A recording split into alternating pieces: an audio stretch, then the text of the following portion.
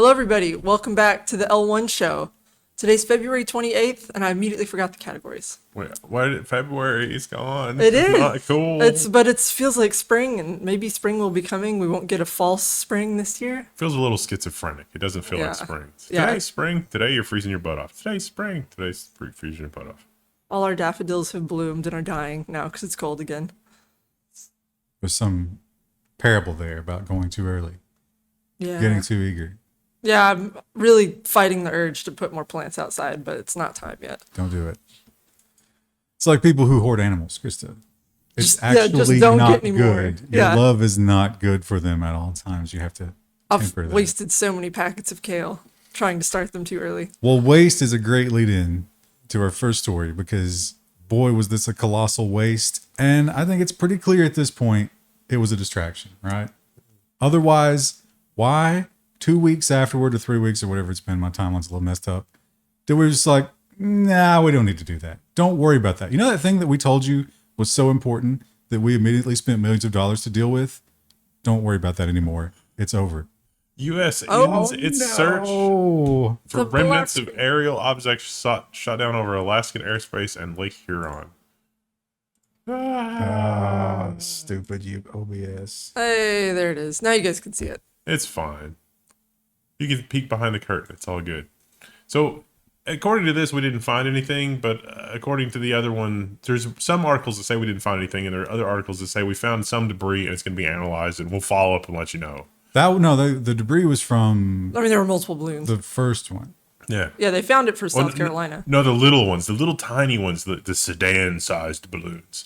So they're like, we didn't find anything, or we found a little bit of stuff, we'll analyze it. I know there was one that was shot down, they said, I think, over like the Yukon, and they were like, it's in such a remote area, we don't know that we'll be able to find it, because it was also like blizzarding. But I think we know from other stories that if they were to find anything, maybe they did, maybe they didn't, it was those high school balloons. yeah, And that's such an embarrassment Yeah. that it's better to just be like, nah, we're not going to bother. That was 2 missiles. Or the counterintelligence was so good that we were doing that. The most advanced spy balloon was shadowing the high school balloon. I mean, that would be the way to do it, right, Chad? I mean, or it was actually something really terrifying, and they're like, we do not want to send the people into a panic, so we're just not going to tell them anything. We're going to say it was nothing. I think it was the high school balloon.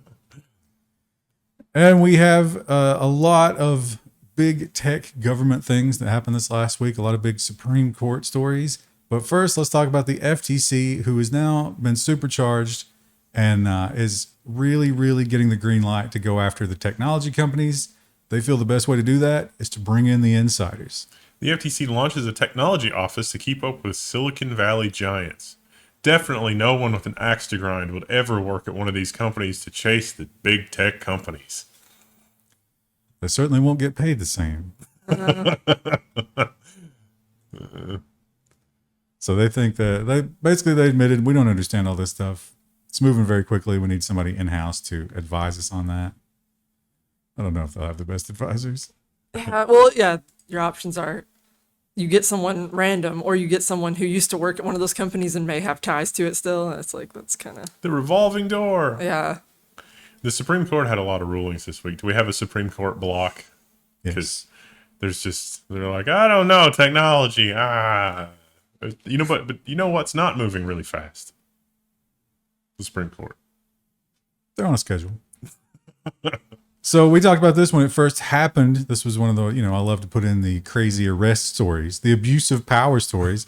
It seemed overwhelmingly obvious that it was an abuse of power. Yeah. And you would think that one of the courts would deal with that, but no, it's been kicked up. It's been denied every appeal until the grandest court of all. And unfortunately, the Supreme Court rejects Ohio man's bid to sue police over arrest for his Facebook parody. So he set up a webpage, which you should go read. It was actually really funny. There was a job posting. It was like, hey, the police department, we're hiring some people. Please, no minorities or black people. And it was like, oh, this is not obvious. This is a parody. That's why they arrested him and raided his house and put him in jail for 4 days. Well, how sad is it that we live in a world where it's not obvious that that's a parody? Well, according to the police, that's what they said. It's not obvious. It's like you're kind of telling on yourself a little bit, right? It's like, are you really that dumb? Yeah. Is that the defense here? But the But- Supreme Court doesn't want to hear it. Well, the Supreme Court wasn't really ruling on that. The Supreme Court was terrified because in order to approach this, they would have had to have actually ruled on qualified immunity. Yeah. And that's a big no-no in the political world. Even though we all know that it's garbage and shouldn't be how we live, no one will take on the police unions in politics. Now, something I don't understand, engagement challenge, if you know, they said that because the police engaged in this behavior, which wasn't specifically in case law that you're not supposed to behave in this manner, that's how they could have qualified immunity. But does the fact that this case now exists mean that when this exact scenario happens in the future, a second time, if you will, does that mean that the police should know better? So, like, if No, this, it means that they'll be free to do it.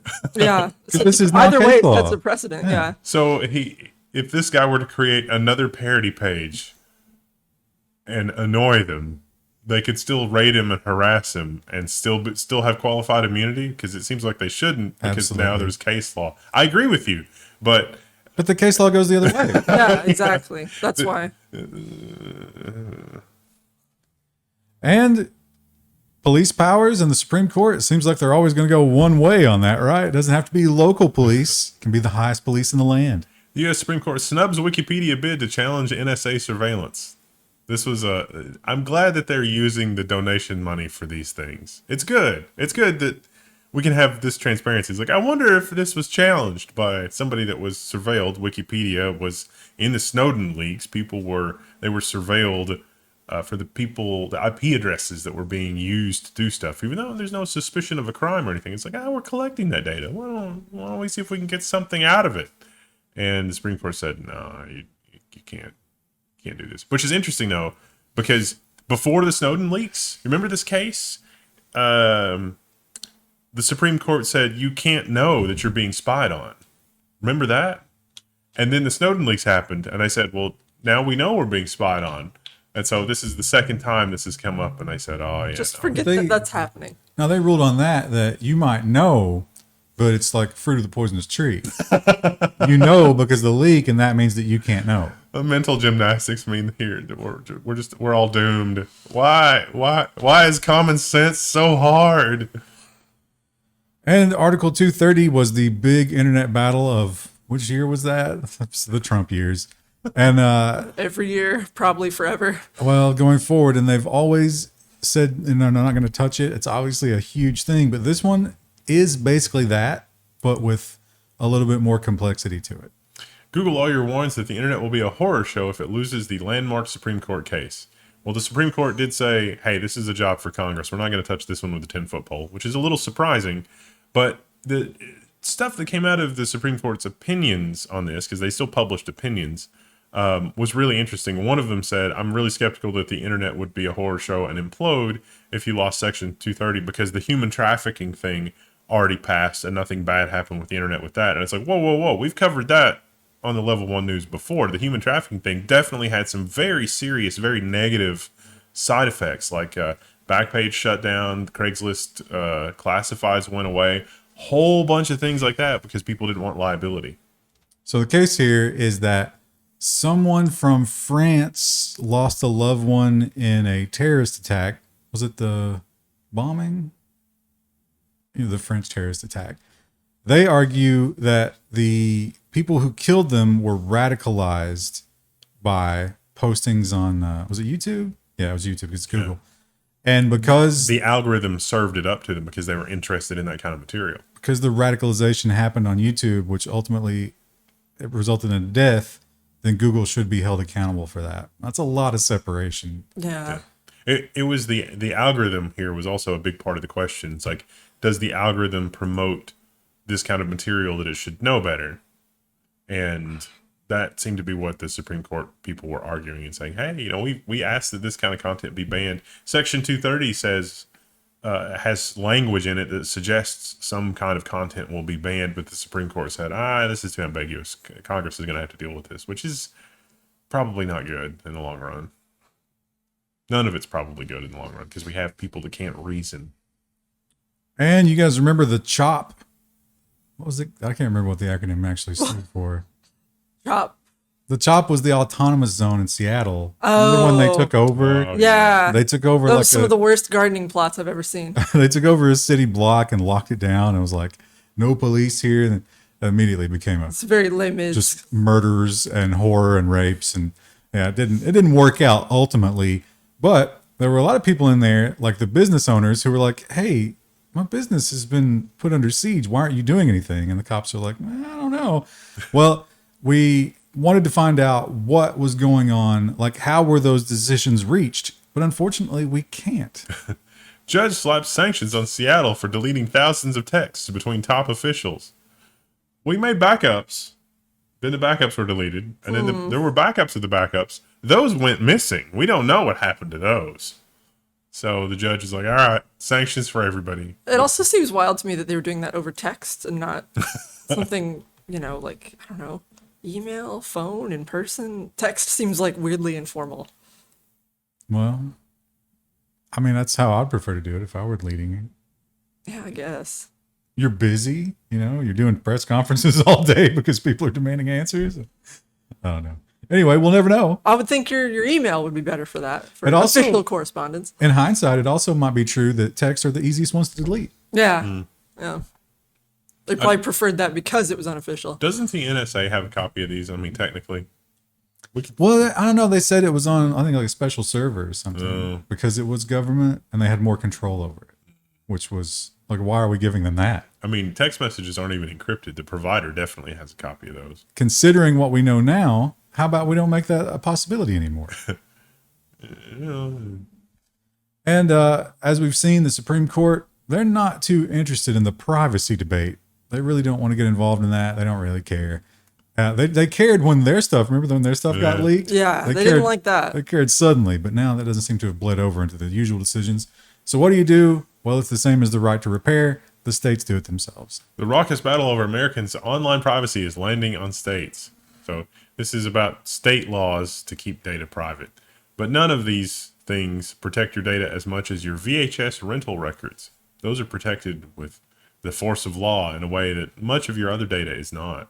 Doing that by state is maybe the stupidest way to possibly do it. But because well, they talk about here, and it's sort of kind of like a herd immunity thing where if enough states do it, it becomes impossible for them to change the products right, to make it unique, fit for each one, like California. So like they point out how if we go buy something, we look on the back, it's like, oh my God, this causes cancer. And you're like, what? And that's because of California. Right. But they're not going to make different bottles for California. So maybe it's good. Kentucky was on the list. Ours is not using the framework of the others, but it is. They said it was one of the best. Color me surprised. That rarity, huh? Yeah. That's because everybody in Kentucky is rightly scared to death of technology. Skeptical. Which, yeah, like 20 years ago, it's like, oh, come on, guys, like get with the program. And now it's like, maybe they were right. Maybe those hillbillies were right. Those hillbillies were oddly prescient. Yeah. I mean, there's a deep distrust of government in Eastern Kentucky. I appreciate that at least. And almost the exact same argument. If you can't do it at the federal level because there's too much lobbying power, you got to do it at the state level. 11 states consider right to repair for farming equipment. A lot of states really skeptical of the whole "the wheat threshers will eat children" argument from John Deere. But they were making that same argument here. It's like, Yeah. oh no, you might bypass the climate controls or put too much horsepower in it, and something bad's going to happen. I'm hoping we get an update on this soon. There's been quite a few articles about, please let us do right to repair for farm equipment. And no traction just yet. Well, the firmware here shows that you've bypassed the climate controls, but I see that you've modded a thing that every 3,000 miles it plants a pine tree. I guess that's okay. No, those are unregulated pine trees. They are, yeah. They get real salty. Well, so after the Dust Bowl, we actually started planting windbreaks like pine trees on the edges of fields. But now a lot of big farming companies are like, that's space we could be using for things like wheat. We should get rid of those. And so they're cutting them down. And now it's like, all our topsoil is blowing away. Why is that happening? It's almost like we can't remember. That's my favorite thing about that Clarkson Farm show is just he is continually smashing his face against new regulations. Yeah. He's like, okay, let's switch to cows. And they're like, oh, we can't have cows because they'll get tuberculosis from the badgers. And he was like, well, let's kill the badgers. No, we can't kill the badgers. It just goes on and on. Though in this case, like during the Dust Bowl, it was like, oh no, we have to do these windbreaks. That was a regulation. Now it's like, nah, just cut them down. There's nothing bad can happen there. It's the unintended consequences of government. And sometimes it takes 50 years. Yeah. But it's like, just stop. Just don't do things. Just let it play out. It might be bad, but it's going to be bad either way because you're an idiot. The Clarkson farm. I saw a clip where it was something like, it's like, what do you mean we're going to lose the subsidy for the thing? And they're like, oh yeah, because the tractors are painted green. We're going to lose, a 60,000 pound a year subsidy for, and he's like, what? And he seemed like he was deliberately he's like, no, explain it to me how this works. And then they explained it and it made no sense whatsoever. It was amazing. And Apple, as usual, here's a shocker. Sit down for this. Embroiled in a lawsuit. And here's another surprise. They might have stolen some technology.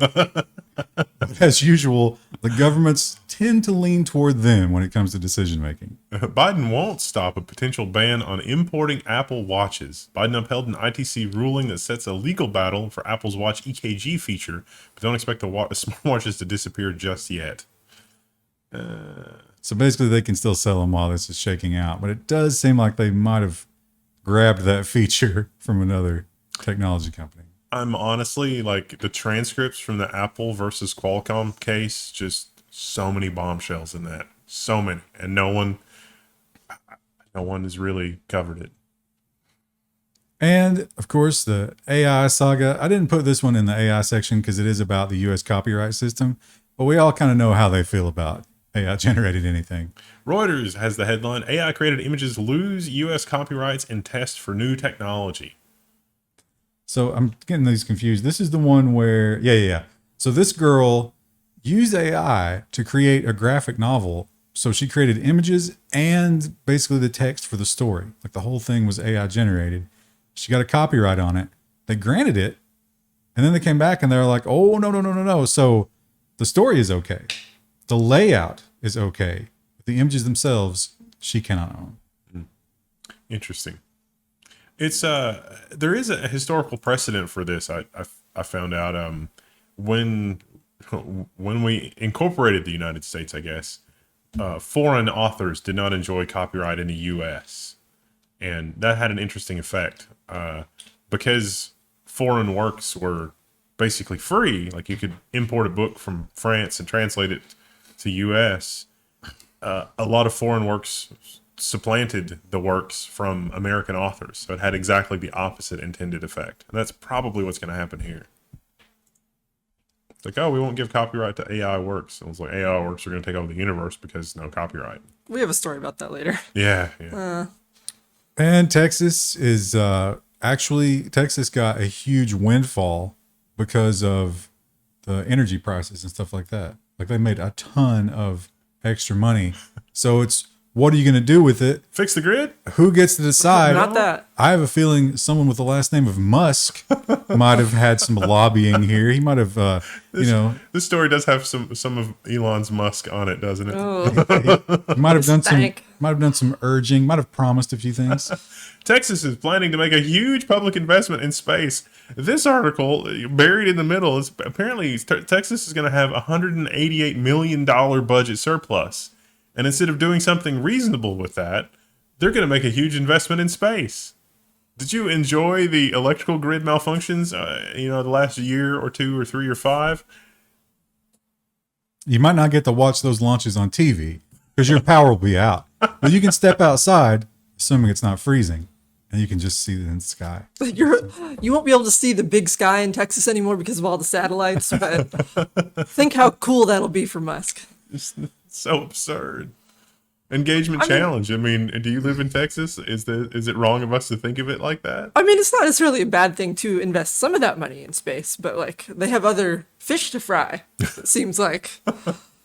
And they're just letting them rot in the sun. Maybe hire 3 or 4 guys to make sure that the promised upgrades to the electrical grid are actually happening. And the FCC is getting involved here. I mean, this is a good one, I guess, but I can't help but think of more important things the FCC could be looking into. This is a great lesson for you young lovers out there. Do not commingle your finances, first of all. Don't let one person be in charge of the accounts for anything, because something like your phone being on a family plan that's controlled by somebody else could be a tracking nightmare. FCC proposals require phone companies to help domestic violence survivors. Carriers would have to split family lines and hide calls to hotlines. So if your cell phone, it's like, here's your 70-page bill where everything's literally itemized and we charge you a few pennies for every little thing. Well, it turns out that if you're a, domestic violence person or the survivor of that, it can be a little unnerving. And if you're an instigator, you can use that, to attack somebody. It's like, oh, why are you calling your mom? I told you couldn't call your mom. Yeah, exactly. Or after you leave, your phone stops working. Right. And you can't do anything about it because your name's not on the account. So that's supposed to bypass all that. You can keep your number after you've been attacked or abused or whatever. Oh, we're not supposed to say that word anymore. That's the latest word you're not allowed to say. And we have just a little bit more of the FTX fallout. The SEC is continuing to find problems in that whole rat's nest. The SEC charges Do Kwon with the Terraform Do Kwon, with fraud in connection with the Terra collapse. This is actually an older story, but it's been kind of developing. Like, they charged him, but then there wasn't a lot of details, and now some details have emerged, and the whole, hey, no one said I need to do something. So he's kind of on the lam. He may be in Serbia. We don't know. They'll probably find him. Yeah. And the EU is making the argument that the poor telecom companies, man, those poor my heart guys, breaks for them. They need help because, what could they do other than give up their monopoly and let there be competition? Like, if it's so bad, why are you stopping all these other companies from doing it? Although in the EU, maybe that's not as bad, but here they use the same argument, so I'm assuming. Yeah. Reuters has the headline, EU riles big tech telecoms with telecoms network costs consultation. That's a weird headline to say that big tech is mad because telecom companies are asking for the right to charge big tech money for transiting their traffic, which is not how the internet works. That's another way of saying net neutrality. And they want to throw it out the window. They do not like that. But you know what I love, and I bet you guys love it too. I love that every website I visit now has a cookie consent pop-up. Oh my God, that's the greatest thing ever. And they usually make it hard to be like, no, you can't opt out on some of them. If I can't opt out, I just click off the site. I feel so much safer online now that they've instituted that. Brussels sets out to fix the GDPR. New law set to solve enforcement of the GDPR could open Pandora's box of lobbying and regulators infighting. So the reason the cookie pop-up exists like that is because some companies would use the fact that certain kinds of cookies you don't require consent or a pop-up depending on how they're used as a loophole. That's what they're trying to avoid. But the reality is it just makes the web less usable for us all. Maybe that's for the best. Maybe we should all go out and touch grass. But the way that they're claiming to fix it does not sound like it's going to fix anything. It sounds like it's going to give more power to the companies and probably undermine our data even worse. And over there in the EU, they are also constantly going after the big tech companies for this, that, and the other. It's usually just kind of a cookie cutter is like, oh, you did this wrong. You know you did it wrong. Here's the fine. But we do get some discovery from those cases. And in some cases, it's pretty telling what's actually going on behind the scenes. What a Brit watchdog redacted. Google gives Apple a cut of the Chrome iOS search revenue. So this is an interesting arrangement between Google and Apple, and I could see how they would want to keep it secret because, taken out of context, it looks like these two companies are working together to maintain a duopoly. Or taken in context. Really, there's no way you can't make that conclusion. Pretty much the only conclusion you can come to. But you think they would just do that? Just ruin lives of consumers? Listen, normies For won't their understand. profit? We're going to have to redact this because they're going to say we're doing collusion and all this stuff. And we would never do that for our profits. To me, now I'm a simple man, but to me, when you say to me, hey, we're not anti-competitive, and then some documents show that you're colluding not to compete. That seems weird, doesn't it? That's just, I can't get my head around it. Definitely not what it looks like. I mean, I guess I'm not as smart as those Google guys because I just can't I can't connect the dots there. And over in Spain, boy, did they make a mistake. You know, the old adage of measure twice and cut once? No one taught the Spanish leaders that important note. Spain officials quit over trains that were too wide for tunnels. Oh. But don't worry, the train company noticed that probably someone had made a mistake because the train company was familiar with building trains, and they said, "Hey, this train, it's pretty wide." And they're like, "Yeah." And it's like, "Is it going to be used in like the northern hills?" "Yeah." And it's like, "You know, the tunnels through the mountains in the northern hills aren't this wide, right?" And they said, "Huh?" Excuse me? You know, Excuse me, but in Spanish? if they did make those trains that were like too thick for the tunnels, it would have been a great crossover for like OnlyFans girls to sponsor them. It's like, oh, I have that problem too. Too thick. Everybody loves it. And we've got the digital wallets, the digital central bank currencies, and all that horrible always online money that's coming. That's going to be a darkness. But maybe if we get ahead of it and do something open, maybe we can stop it. Probably not. The Linux Foundation Europe launches OpenWallet, the OpenWallet Foundation, to power interoperable digital wallets. Sure does seem like digital wallets are coming to the European Union, but this could also be a way of enforcing age controls online, or a convenient way of doing micropayments, or any one of a number of other things. The whole idea here is they don't actually have a digital wallet. They don't have a plan for one. What they have is an idea that they're going to create the standard so that all the digital wallets, so you won't be roped into one like social media. You can just use whatever you want and they'll all intercommunicate and charge you tiny fees when they have to intercommunicate, which will make a lot of people really, really rich. Yeah. I'm really looking forward to the dark future where browsing TechCrunch, for example, automatically deducts fractions of a penny from some sort of nebulous wallet that's in the ether. And when you purchase a subscription to TechCrunch, then that transaction has to go through 75 networks, each one of which takes 1/75th of a penny. The metaverse. But they're constantly challenging one another for security. And how we get security is that they all distrust one another.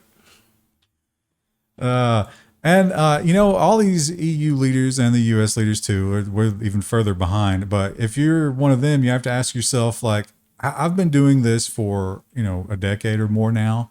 And India has somehow just simply said no and accomplished everything I've ever dreamed of. Like, they immediately got exactly what they wanted just by saying, yeah, you know what, we can live without you. Google complying with regulatory order to support third-party billing in India from April 26th. So this is App Store payments. They've done it. There it is. It just said no.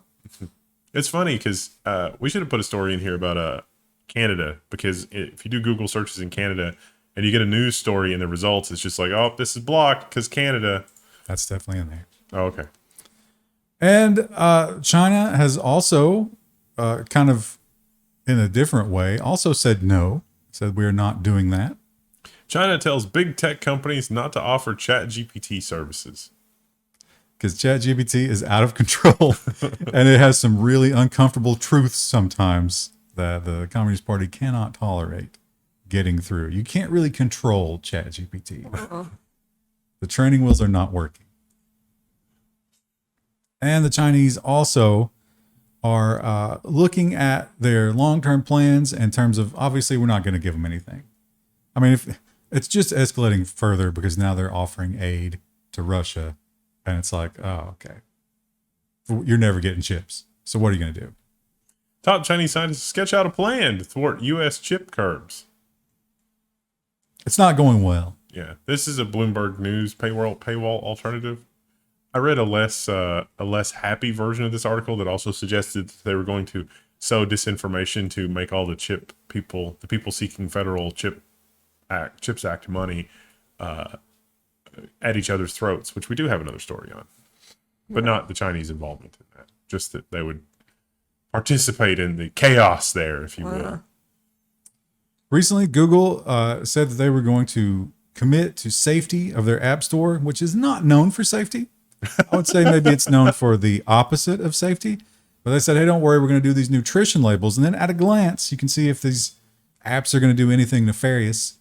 Mozilla decided to audit that. Loopholes in Google's data safety keep companies in the clear and consumers in the dark. So it turns out these labels are not really actually doing much in reality, according to Mozilla. And they make a pretty compelling case with this. And they don't ever update them. Yeah. So you can get your app, you can get your label initially, and whatever minor tests they do, you can pass. Then you can do whatever you want. Well, it's, if you look at like a lot of apps, they'll have 5-star reviews at the start, pre-ad, and then they start getting worse and worse because they're like, this is just advertisements. How do I even use the app anymore? And you can't. So you're going to keep your same level of distrust for all app stores. Don't think that they're doing anything to fix that. It's still real bad. And the movie industry, every week we see the movie industry doing something worse. They are somewhat dying, I guess. They're losing their power, and they just want to lash out. They believe the pirates are responsible, not the garbage that they keep churning out and the fact that there's no innovation and the fact that it's all just woke nonsense at this point. Do you have any idea how much money we spent on Avatar? Why haven't you bought all the Avatar merchandise? Except Avatar, apparently people go to see it, which just... Yeah, but some of those people didn't pay for it, and they are furious about that. So what do? They invade every aspect of our lives. Filmmakers request identities of Reddit users to aid in a piracy lawsuit. So they were talking, people were just like discussing on Reddit, they said like, oh, I'm with this provider and they don't actually enforce the data cap thing. And so switch to them and you'll have a better time. So they want to compel those people to testify in their case against this provider, saying that the provider is not doing enough to strike users who are violating copyright and block them from the service. That seems hideously evil. And it's not even the worst thing they've ever done. This one, this is kind of why do you have this story? Well, it's because the Washington Post is giving us terrible advice here. One in particular.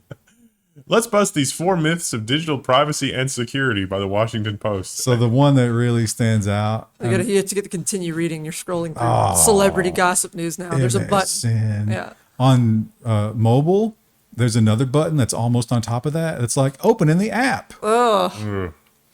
So, but yeah, myth 3. It's like, you need a VPN to stay safe online. It's like, nope, that's a myth. Washington Post says, don't worry about VPNs. Are you crazy? That might mess with our advertising. Please subscribe to us. Also use your ISP's DNS servers because they're totally not mining which websites you go to from DNS. Don't take any advice from the Washington Post, but certainly not tech safety advice. They've proven they've failed at that. Tech safety dies in darkness. And when it comes to tech safety, one thing that we've learned is not very safe is the AirTag, because it can be used for a lot of nefarious purposes and has been. We have a lot of things.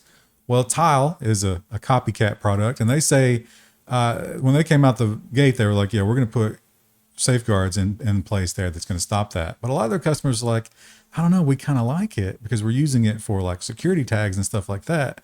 They've made a weird carve out here. Tile adds undetectable anti-theft mode to tracking devices with a $1 million fine if used for stalking. That's weird. Terms of service, $1 million civil lawsuit. I would like to see that play out. Yeah. I think that the doctrine of first sale is probably going to defeat this. I mean, it's going to be illegal for other reasons. The stalking part will not, but this is like first sale. Come on. But well, how do you sell stalkerware while saying that you don't want stalkerware? Yeah. That's the answer right there. It's unenforceable threat. I'm pretty sure that we had similar things in the covers of books at the turn of the 20th century. It's like, hey, when you buy this book, you agree to blah, blah, blah. It's like, I didn't agree to that. I just bought a book. I mean, all software is like that. Yeah, it's kind of disgusting. And the Supreme Court that we have now is going to be like, yeah, you totally signed over your first kid. You're going to have to give the Microsoft Corporation, and it's totally owns your baby. I don't know what to tell you. Didn't you read the click agreement? It's like, thanks, Clarence. They don't want your baby. They just want your baby's data. Well, no, they definitely want your baby too. I signed away some of my rights for sure when I signed up for my Kroger rewards card. It's big savings, but and I knew I was giving something away for that, but I did that, probably like 15 years ago. Yeah, years and years ago. And I introduced that. They weren't doing this at that time. And I don't think they've notified me in the meantime that they've added to that. Forget milk and eggs. Supermarkets are having a fire sale on data about you. Basically, you wonder why, when you go through the checkout line and you scan your credit card and it's like, oh, here, have a coupon for a thing you buy every week. And it's like, wait. I was kind of surprised by this, that they were talking about Kroger specifically, because Kroger has a bit of had, I guess, a bit of a reputation among ad agencies that they could not get any data out of Kroger. Like Kroger always wanted to maintain control of their own data. Well, but now they've got a huge trove of data they couldn't get before, and now they want to sell it to them. It makes perfect sense. So they just run through all the things. Obviously, if you get your phone in your pocket, they know when you come in. They know if you use your card or your phone to pay. They know about you there. If you're online, it's everything.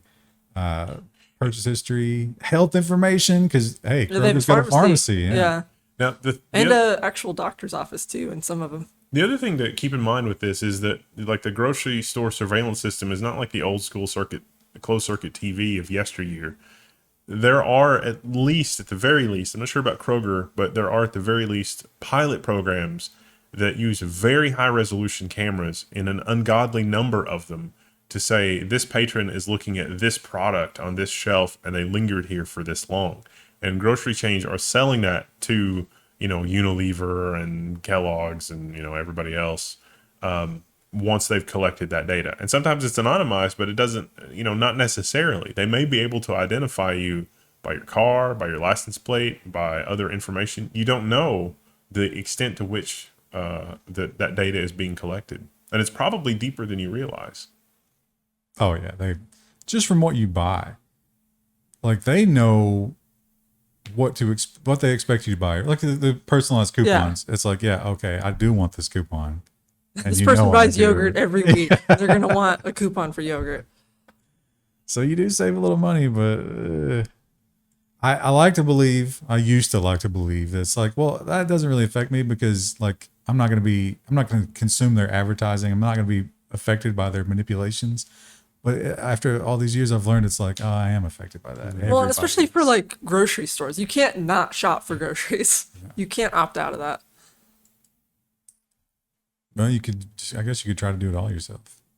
That'd be a full-time job. Yeah. If you have literally anything else going on in your life, you're not going to be able to do it. We are only a blink of an eye away from a grocery company like Kroger firing up an AI to give you individualized recommendations. Like Amazon's wanting to get into that. They're for sure already doing that. Yeah. Well, a good one. I mean, imagine a good one where it pops up and it says, hey, I've got all these new options for things you can eat that don't include animal protein. Would you like to spend some money? And it's like, yes. Yes, I would like to spend some money. I bet you thought like yours is a curveball to it. Yeah. It's like, I don't know. It was like it changed abruptly. I was sure that he liked all of these things and now they're never being purchased. What is happening? He loved M&Ms. Why did he not buy any more M&Ms? That'd be funny if you got a letter and it's like, we think your identity's been stolen by a vegan. Buy one, get one free bags of M&Ms. They never do that.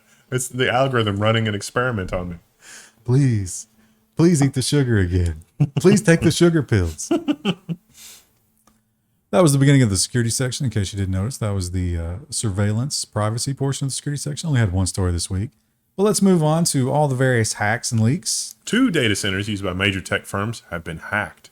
There's not a lot of details. This was in Hong Kong. It was, I can't remember the name, GDS Holdings and ST Telemedia Global Data Centers. But they do work for Amazon, Alibaba, Goldman Sachs, and Walmart. So all that data. Great. Yeah. And Coinbase has had a little hacking issue. Coinbase has some employees' information stolen by hackers. This could be prelude to something more sinister. Let's keep an eye on it over the next couple of weeks. They were SMS phished. One of the employees was. They got into the control panel. Ooh. Yeah. That's not great. Always a bad idea. Yeah, I feel like we're going to have a follow-up about that next week. And it's funny because now there's so much third party, there's so much supply chain, you know, like we always talk about the supply chain attacks, that when there's a giant breach, they're never even sure whose fault it is because the data is being copied so many times. Atlassian and Envoy briefly blame each other for a data breach. The real mascot of this show should just be the Spider-Man meme because it It is- seems it like it's comes up. relevant every week. Yeah, Yeah. constantly. Who was actually responsible? Did it say?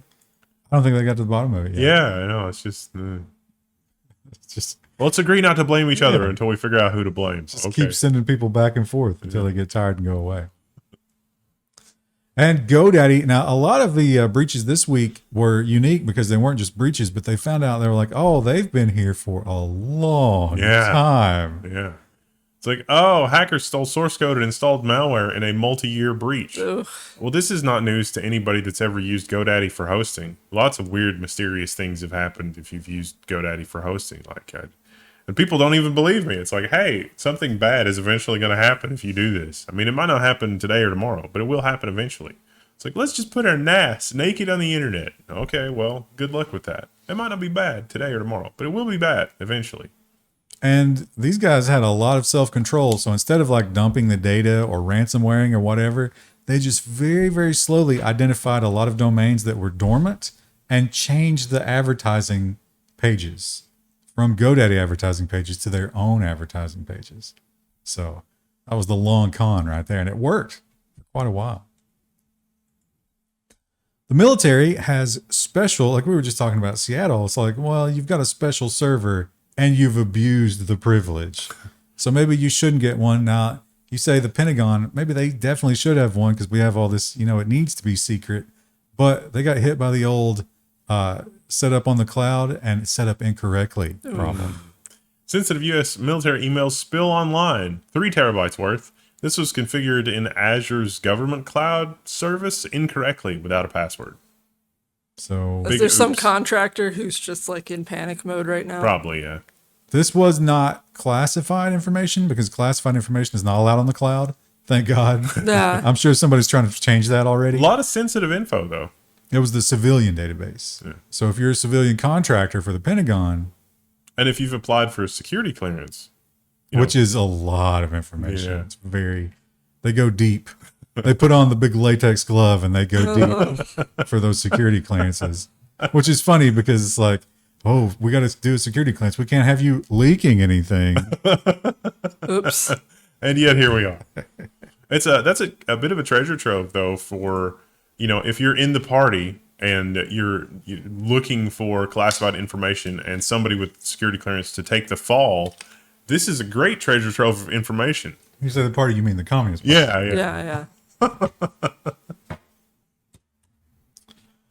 Well, it's government and security for your last week of February. Counterintelligence is hard. It's gonna be spring soon. Oh, Forest came out. Sons try of the it? Forest. I did last night. How you feel about it? Liking it so far. I heard it was a little bit buggy, but kind of. I was surprised at how well it performed. I didn't have any real issues with it. There was a bunch of posts on Steam that said that some of the instability was just because of the overwhelming number of people playing at once because it's always connected or whatever. Yeah, I didn't have any issues with it when we were playing multiplayer last night, but like just trying to get the game, like buy it from the Steam store, that was like a whole exercise in frustration. My husband had to gift it to me because I couldn't get it to go in my cart. Great game though so far. Neat. Anyway, We got business news coming up, and some of the business stories relate to our government stories, so it's kind of like, yeah. Bye. Happy March 1st. Today we're doing business and social. It is business and social. It is. And we're going to start with the ever popular collapse section, which is getting a little smaller week over week. because things are you're settling down. Yeah, it's not collapse, it's collapsed past tense. They've fired as many as they possibly can. Although inflation came in a little hot this week. Yeah. And we started going back up. That's not a good idea. But let's talk about some layoffs. And so Amazon did the layoffs, and they're like, that's not quite enough. We can't lay off anymore, but there are more places we can cut.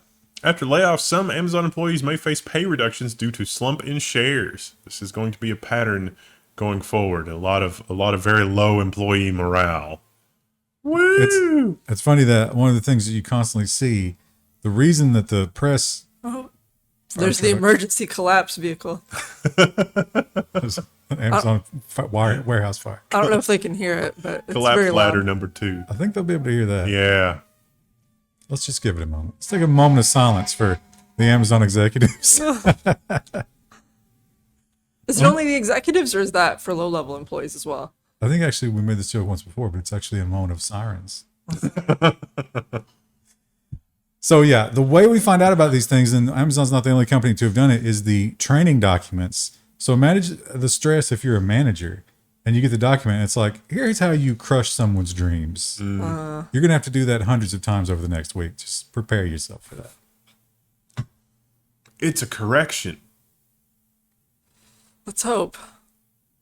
Yeah, and the next correction is you don't work anymore. So be happy about that one. And the U.S. companies are not the only ones that are suffering. Alibaba fired 4,000 workers in quarter 4, releasing close to 19,000 workers in all of fiscal year 2022. Good Lord. That's a lot of workers. Turns out when people were locked in their homes and basically, the government was trying to kill them, they didn't do a lot of online shopping. It was tough to get deliveries when there was a metal bar welded onto your front door. I bet Jack Ma is inconsolable. But he's unfindable. Yeah. He just reads the headline and just is that long sigh through his nose. Just.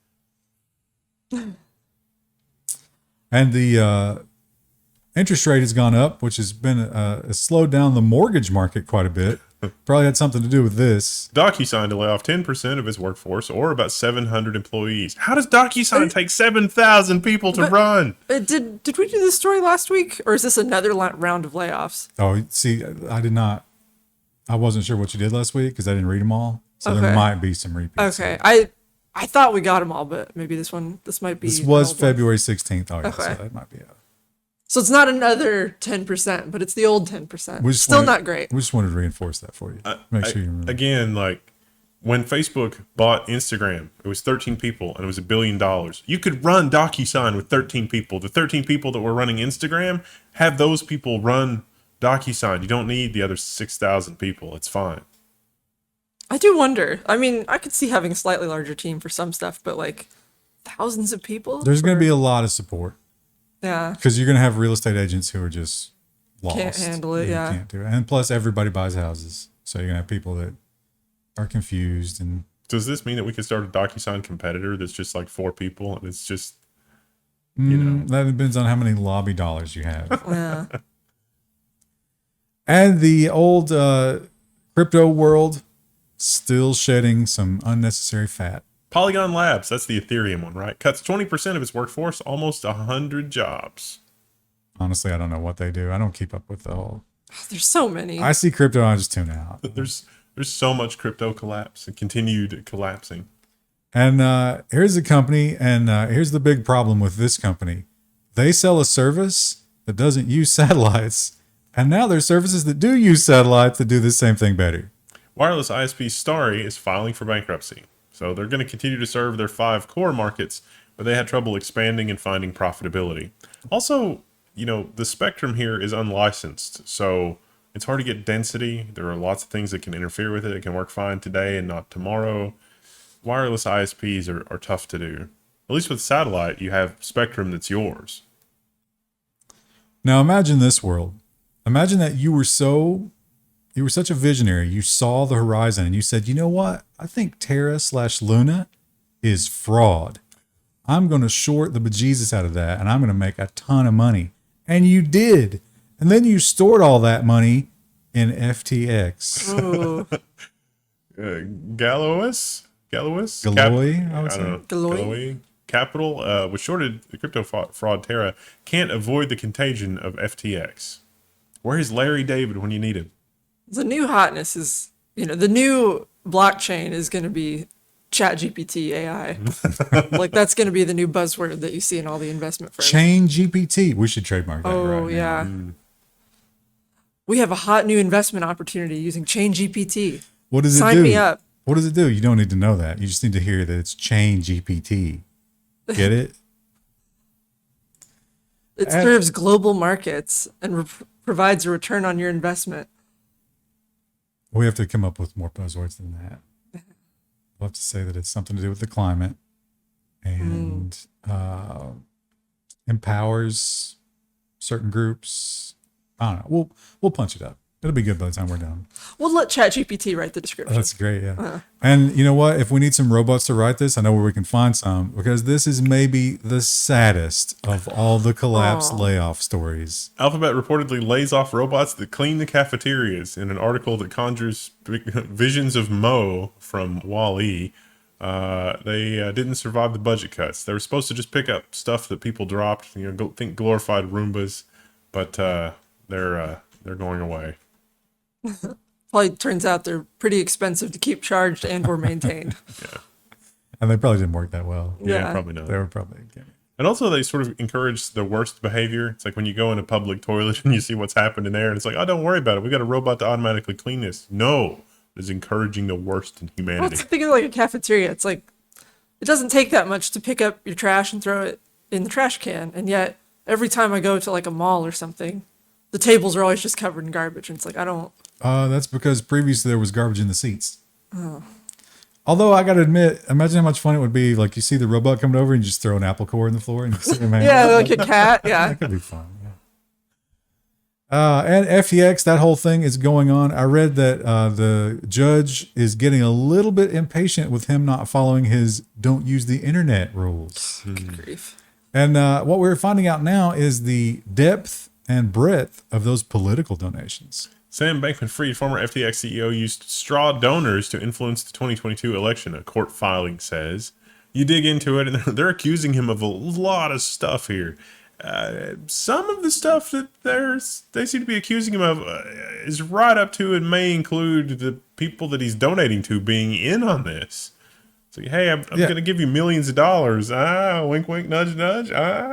And maybe somebody in those organizations explaining to them how to do it correctly to not get any attention, which is to choose two guys from your organization. They were top ranking executive guys, but nobody that you would know. One was designated the Democrat, one was designated the Republican, and all the money was funneled through them. And those two guys, spoiler alert, it wasn't their money. It was coming from the corporation, which is not allowed. It wasn't coming from the corporation. It was coming from the people that gave their money to the corporation. It's a big difference. Well, that's true. Yeah. Ultimately, it was the depositors. And you might be thinking, it's like, well, yeah, but corporations are people. Yeah. American corporations are people, technically, not Bahamian corporations. They have a quote in here that's great. The Democrat guy, he apparently was like, I don't really what do you want me to do with these millions and millions of dollars? Where am I actually supposed to give this out? And the answer was just donate to a bunch of woke poop, except he didn't say poop. So, yeah, Just Oh, Lord. Again, if we develop artificial general intelligence at this point in our humanity, this is the great cleanse. It's going to look around and be like, nope, nothing redeeming here. or it'll learn the worst possible lessons from everything terrible happening and be like, I can one up this. Off to the surface of the sun with every one of you. Yeah. No, but see, I don't think that's how AI would do it. I think AI would look at everything and be like, the worst of them seem to be the most successful. Maybe that's the future. The way that my programming is designed is that it values this form of success. Yeah. I can do this more efficiently.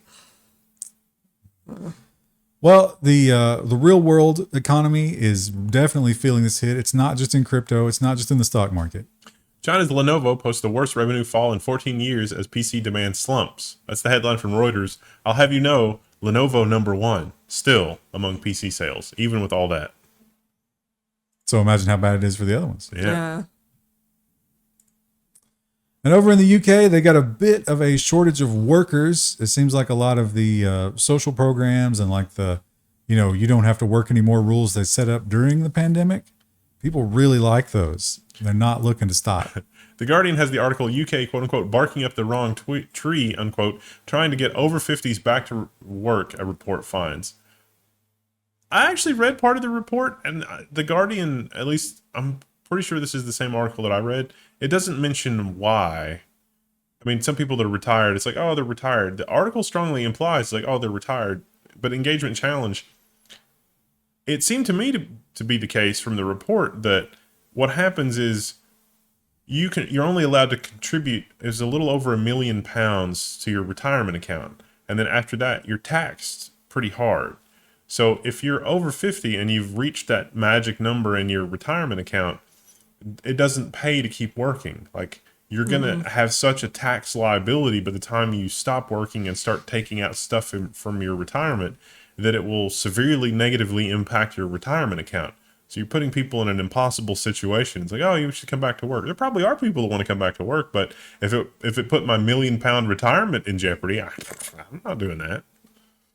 My mom, like, she was working during COVID and was going to retire several years from now, and then had that moment where she was like, I don't really like how the company's treating me or anybody else. I'm just going to retire early. Like, she just ended it. Well, here's a great polar opposites kind of case study, right? Because we're in the UK, they're like, hey, we got to get the dino babies back in here. We got to use them.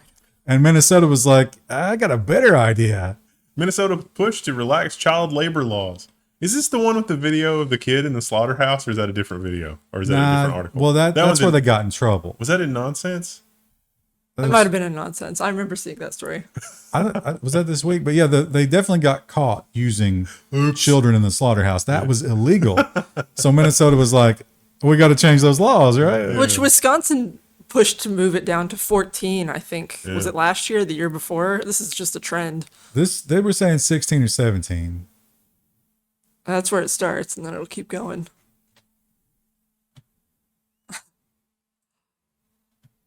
And it's telling that I don't know if we're paywalled here. I want to try to find the quote, but this is all supply, and the phrase that they use to try to explain how they're just simply not shipping them out of the warehouses to keep the prices up is fantastic. NVIDIA is still making billions in Q4 2023 despite a giant drop in PC demand. Jensen said the reason is ChatGPT and not as many words. AI is going to save their bacon, save the company's bacon, blah blah blah. But the quote was interesting. I'm not going to be able to find it, but it was great. You know, I mean, it was just so many words, so many meaningless words to say. Yeah, we're not shipping as many units because we don't want the supply to be too much because we've got too many. I'm not going to spend too much time looking for it. You know what? Go look for it yourself. Read the news for yourself. It's important. And we got the big CHIPS Act. It was passed. All that money is ready to be handed out, but who will we hand it to? Apparently, the most ruthless. Chip makers turn cutthroat and fight for share of federal money. The New York Times, I don't think the New York Times article on this was particularly good, but the stuff that's happening in Texas. So Samsung has a big presence in Texas. Okay, cool. Foxconn has their boondoggle. They're not in Texas, elsewhere. We've got TSMC and Intel doing their thing, and the Arizona stuff is a mess. The Ohio thing is a mess. It's going to turn ugly really quickly, and the politicians do not have a clue. Or maybe they do, and they're just going to have them wrestle in a mud pit. And the companies who were like just broing out when this was starting was like, we're all together. It's a coalition of technology. We believe in this. And the minute the ink was dry, they were like, don't give anything to Microsoft. They'll waste it. Well, Microsoft doesn't make chips. And it's like, oh, we're starting a fab. It's like, Intel at least did say that one of the reasons is because of their dividend and their other thing is down is because they just committed $10 billion to just build the shells of the fabs, which is just, the empty building where it's going to be, which seems like a lot for an empty building. $10 billion would go, it's a lot of real estate. And we learned about the Apple Watch, their ill-gotten technology that they apparently stole, but it is coming soon. Apple's reportedly closer to bringing no-prick glucose monitoring to the watch. I forget, I think it was a lawsuit or something how we did this, but the story of that's fascinating. Apparently Steve Jobs started it, and the no-prick glucose monitoring pack is down to something the size of playing cards.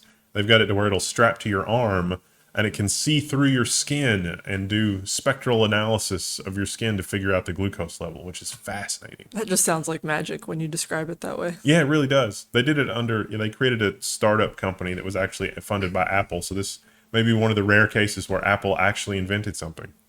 It's weird though they use the phrase "no prick" because every time I've ever seen an Apple Watch, there's been a prick attached to it. We got to get the title for this episode somehow out of that. I don't know. And Samsung is copying an Apple feature that has proved to be very popular. Samsung is readying its own smartphone to satellite communication platform that never would have existed without Apple. And they're going to do video and text. So when you're trapped, you know what, Krista, if you're ever out in the woods and you're like, you fell into a ravine and your leg is shattered in 5 places, right? And you send me a message for help, I would like to get it in meme format. Oh, that's a good. What meme would you use to send for help? You're spending hours trying to choose. Yeah, the no, perfect I'm meme. sitting here thinking about it. Engagement shout. What meme would you use to ask for help? And IBM has a secret supercomputer that they've been just sitting on, waiting to tell us about, and it's in the cloud. IBM says it's been running a quote-unquote AI supercomputer since May, but chose now to tell the world. It says Vela. Didn't Okay. IBM have a bunch of bad press a while back? Why would they not release this around then? Very Or skeptical. maybe something's coming next week. Oh, yeah, maybe there's worse bad news. Those are Xeons with 1.5 terabytes of RAM and 3.2 terabytes of flash memory and A100 GPUs, and you can have as many as you want. Oh, actually, you can't. Only internal IBM people can have. Yeah. The reason this is, see, on the one hand, IBM, remember Watson, for medical data, and Watson for playing Jeopardy? And now we have, is ChatGPT the true value version of Watson? In a lot of ways, I think that the ChatGPT, it looks better than Watson in the old days. So it's there's got to be some component of this that's saving face from IBM, don't you think? Because Watson was all over the news there for like 5 years. I missorted this one. This should have gone with the other chip stories. story. But yes, this is about the TSMC was all about that, obviously, because there was so much money on the line. But now that it's down to the brass tacks, and they're like, well, what exactly are we going to do in Arizona? The management is not in agreement. Inside Taiwanese chip giant, that's TSMC, U.S. expansion has stoking tensions. So TSMC is looking around and they're looking at what's happening in America, and they're saying, how is this even going to work? Which makes sense. I mean, you should be concerned if you follow the stuff just from this program. You should worry about it, and it's good. It shows that TSMC is smart people. Unlike Foxconn, where they're like, we're gonna make TVs. It's funny because the quotes in there, it's like, it's already costing 4 times as much to build these buildings because they're all about regulations and permits, and we don't deal with that over here. We don't know that. They just let us do what we want in Taiwan. And I thought this was a fun idea. Of course, this is not a new idea necessarily, but I think this is the first company that's actually gone through with the dock that is just a dumb terminal, but you carry it around as if it's a laptop. Announcing the Lapdock Kit. This is a purism. So There it is. you can plug your phone into a laptop and get a laptop. I love this idea. I love the idea of being able to move applications seamlessly between your phone and a laptop style form factor. Samsung was doing this with DeX a few years ago, and I think Motorola had something similar, but the software was really, really clunky. Software is what is going to make or break this, and so I'm really excited that they're trying to do it Linux first, but that may also be its undoing. It's not even Android. They run their own Yeah. Linux mobile thing. I'm sure it's terrible, but I get the Pine phone, and it is amazing how far it's come in a year. it might get good. It's definitely an interesting, the idea that we get to a point where the phone is the CPU that we take with us to all places. I think that's where we're headed. I'm surprised we're not already there, to be honest. Microsoft should have spearheaded that. They haven't. They'll have to get some advances in that cooling gel. Yeah. Well, see, no, I think it'll just slow down. I think that the M1 can almost do that. It's like you dock your phone and gets a heatsink on the back of it, and then boom, it's running at desktop speeds. But then you grab your Apple M1 on the go, and then it's running at half speed, and it's using a quarter of the power. That makes sense. Well, Subway, they used to be the #1 fast food in the world. Remember that? And how? Not anymore. They have fallen pretty hard. They had the tuna debacle. They had the bread debacle in Europe. They had their food, And which they're- is okay. They had the at Jared best. debacle. Yeah, Jared. Oh. That was not a good look. So they're trying to figure out how to get you back in the store. Subway to add EV charging stations to select restaurants nationwide. I got some insight on this is because the problem with Subway is not that you can't get to one. They're Like, usually everywhere. They're and pretty everywhere. accessible. Yeah, why this? They're also going to do, which, I mean, considering what we just went through in the last 3 or 4 years, they're bringing back the play place, like the kids' jungle gym type of deal. I want to get bird flu from in there. Yeah, all kinds of horrible stuff. It's Yeah. just, we just don't want RSV, bird flu, hepatitis. monkeypox, Yeah, so they're the doing that. demonetization list that we all just sent. They're also doing outdoor seating, Well, that's which fine. is kind of a new thing, I guess, for them. I've seen a few Subways that have outdoor seating. And Netflix, they pulled their big password lockdown thing, but not in the US yet, right? We don't have it yet. Not yet. No. But everywhere else in the world, and people probably weren't big fans of that. I don't know if we've seen numbers yet, but we are seeing this behavior, which makes me think they lost some subscriptions. Netflix cuts subscription costs in 30 countries. The U.S. is not included in that list. Yet. Actually, they'll probably give us the password thing and not cut the price, right? Yeah. It's going to be a mess. You don't need Netflix. Give it up. And you know what else you don't need? Microsoft Edge. Except for that one time when you use it to install Chrome if you didn't install it already with the, your prep your image with that whole thing. But Microsoft realizes that. I'm sure they're looking at analytics, right? And they're like, oh God, 99% of users just use us to download Chrome. What can we do? Microsoft is now injecting full-size ads on Chrome website to make you stay on Edge. What? There's a screenshot here. It's pretty funny. It's like So- you're on the download screen. You get this huge banner at the top. Like, what are you doing? Please, no. Nothing makes me more like annoyed than when I get one of those. It's not technically inserting an ad into the page. It's It inserting. kinda is. It's inserting a banner at the top, which makes the page smaller. Would you say it's a banner ad? It's an important distinction for the lawsuit that is no doubt upcoming. Yeah.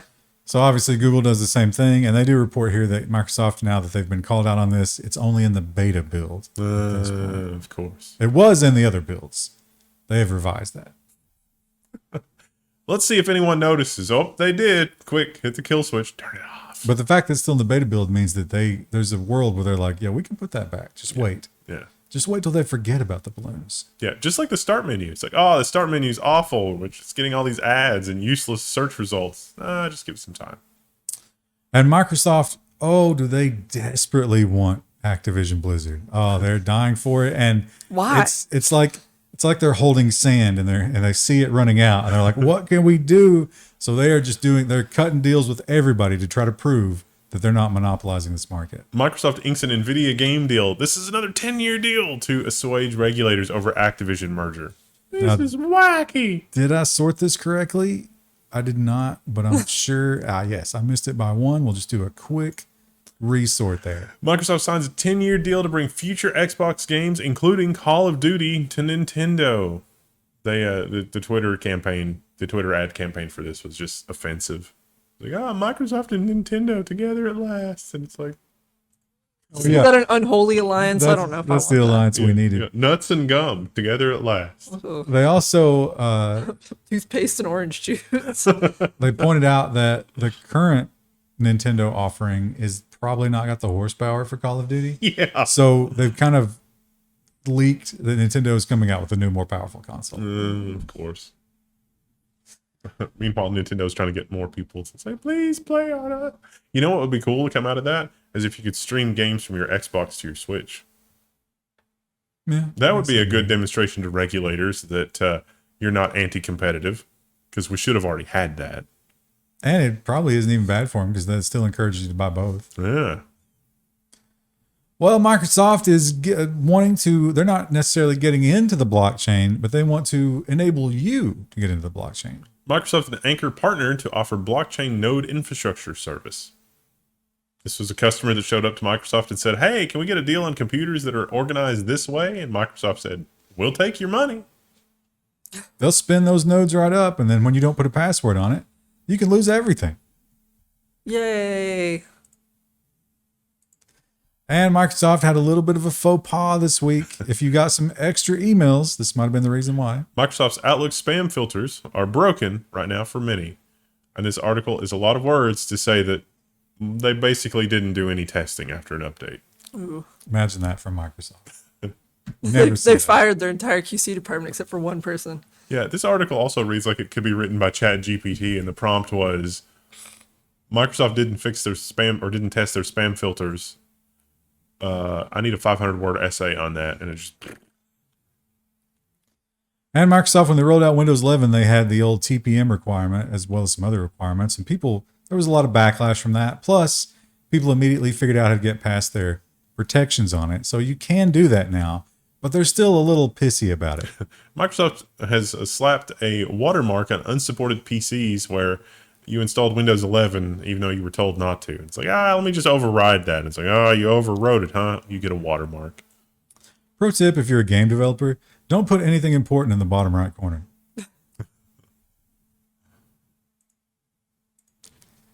And Google Chrome, it is the #1 browser, but we all know that it loves the RAM. It just gobbles it. And And also to eat the battery. all those tabs that you got to open up, oh my God, it's just killing your performance. They claim that they're doing better. Google Chrome's latest version includes tools to address its memory hog problem. I can't help but notice that Google's finally addressing this in Chrome after Edge is actually not terrible as far as page speed and battery life goes. Coincidence? I don't think so. I still use Firefox. You can use them both. There's room for more than one browser in your life, Chris said. I use Chrome for testing sometimes, but mostly just use Firefox. Well, we've got the old argument that, like, should someone be paid when you read news? Is that a service that, like, trickles through, and ultimately, where is the value? And who gets to control it? In Canada, they're pushing the limits. While Google is blocking some Canadians from seeing online news. I thought you were going to plug our Patreon and float plane for a second. Reading the news. What's the value in that? Just let us do it for you. Patreon.com/level1. But Krista, we don't read news. We share links with friends. Oh, that's true. Yeah, we don't. We're just sharing. So yeah, they are testing this because there are threats from Canada saying that, like, hey, maybe we're going to block you from doing that unless you pay people. And they're like, yeah, maybe we just let you do that. Because it played out with Australia already. Remember Yeah. that? And Instagram, the co-founders of Instagram, remember when Facebook bought Instagram and it was that old song and dance where it's like, listen, they get to be autonomous. This is not Facebook. This is Instagram. Spoiler alert. They're going to run it the way that they want. Yeah, they weren't able to. No. And they left. Instagram's co-founders' personalized news app Artifact launches to the public with new features. This is like Twitter meets Tumblr. It's actually kind of interesting. It's a way to feed you. It's an echo chamber. Yeah. Basically, right? That's true of all social media. Here's a news. Yeah, but this is not social media. This is news. Oh. So they're saying, let me just give you a news echo chamber. But there is a social aspect where other people on your friends list could bleed into your recommendations. So like if you hang out with a certain group of people, you'll all start to get the same news. Just like this program. And all this deep fake voice stuff, we're seeing a lot of that. That's getting really good. So can we use it for maybe something that's convenient for us? Samsung says users will be able to clone their voice to respond to calls. Criminals will be able to impersonate your voice Yeah, to I call the don't like bank that. and be like, hey, how's it going? I need But- all the money now, please. The use case they point out is like, yeah, when spammers call you, now you can just have this thing talk to them. And it's like, but they're already going to be robots. Just just robots gonna be talking to yeah. robots. That's what the internet's going to become. For bots by bots. And Amazon wants to be part of the AI revolution. Amazon Web Service pairs with Hugging Face to target AI developers. Face huggers? Hugging Face, that's where you download the pre-trained models. So like if somebody customizes Stable Diffusion Our But our thing has the Masters of the Universe stable diffusion. Have you tried that? You can ask it for things, and you get things drawn in the style of Hanna-Barbera. It's pretty awesome. but this is like, this was sort of an open community. It was like, oh, let's share all the, here's the data and everything, and we can all use the same thing. And Amazon was like, yes, we'll buy that. We want to be a part of that. Are they the Wayland Yutani of this? Not yet. Soon. That's Microsoft and ChatGPT. And Google is still trying to figure out how to get people to subscribe. Google's bringing Magic Eraser to all Google One subscribers, including iPhone users. What the heck is Magic Eraser? If you take a picture of something you maybe shouldn't, you can use Magic Eraser to fix it. Or to remove people or objects from a picture. Will Mr. Clean have a lawsuit against Google for that name? He does have the magic. They have a what do magic eraser. Is It's that a what cleaning. they call it? The magic eraser? Yes. Yeah, it's one of those things where, like, could a consumer reasonably confuse the two? Probably not. Probably not. That won't stop them from fighting it out in Who court. owns Mr. Clean? Is that Procter and Gamble or Probably Johnson and Johnson? It's one gonna of be the like two. 3 companies that owns everything. Well, I can't imagine why you would pay so much for a chip and then not use it for the intended purposes. But obviously, there are those of you out there who are going to do this. Good news. Linux 6.2, the first mainstream Linux kernel for the Apple M1 chip, arrives. Linux running on the M1 with zero help or input from Apple. This definitely was a worthwhile task. It's not there yet, but the kernel does exist, and apparently the next version of Ubuntu is going to be able to do this. There's almost video acceleration and also more or less working audio. That's all I want from a machine. Just more or less working audio. And if there's one mistake that if you work on the web, you've probably made, and that probably taught you an important lesson when you made it, is you might have forgotten to register a domain.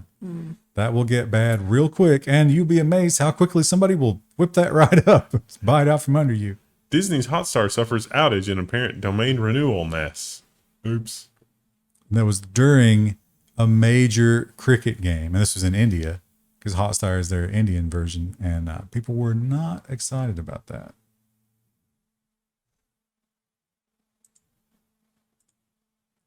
Dota is still like the number 2 Yeah. Steam game. My husband's been I don't- playing Dota recently with Oh, a couple yeah? friends. Yeah, I was Wow, like, really? yeah. Is he? Had he played it before? Or is he brand new to it? No, he's played it before, but it's been a while, and they were just looking for something to play before the Forest came out, and they were like, "Oh, we'll play some Dota." And I was like, "People still play Dota?" Yeah, a lot of people I guess so, apparently, yeah. and So when Cosmeteer exists, why? a lot of people are cheating at Dota too. Valve bans 40,000 accounts after laying a trap for cheaters in Dota 2. And the explanation from Valve was really interesting. They figured out how the cheat was working, and they created an update so that there's a section of memory that would never be read by anything except the thing that was cheating. And then they just had the game watch for things that read that memory region. And if you are a player that read that memory region, then ta-da, you got a ban. 40,000 players. Which is probably a minuscule number of total Dota players, right? Yeah. Well, yeah, because it's also free to play. Which, yeah, you get the ban. Yeah. Well, I mean, they're going to block the Steam ID and stuff, but even that. Yeah, it's Yeah. easy to get around. Well, here's a terrifying possibility. We've talked about this several times in the past, but every time I think about it, it sends a cold chill down my spine. Amazon Healthcare. Amazon closes deal to buy primary care provider One Medical. You weren't here last week. Me and Will discussed the dystopian reality where Amazon has a grocery store, and then they also have your medical info. So you go to the grocery store and you're like, I'm going to buy some Oreos this week. And it's like, no Oreos because you had a heart problem last time you went to our doctor. And you'd be like, no, I'm getting the Oreos anyway. It's like, well, do you want your health insurance? Yeah, yeah. Because we own that too. It's a darkness. It's a darkness that we should try to fight, but I don't know if we can. Oh, we already did that one. Look at that. Got in there Hey. twice. And Nintendo. When your company is public, you can't help who buys the shares. Saudi fund buys 8% of Nintendo stock and becomes the biggest outside investor. Yeah, the Saudis, they want to get away from oil, obviously, because that doesn't Yeah. seem like there's a growth there. So they're going into all kinds of stuff. And SMB decided, hey, Nintendo. Well, Will the Line City have Mario statues in like the courtyard?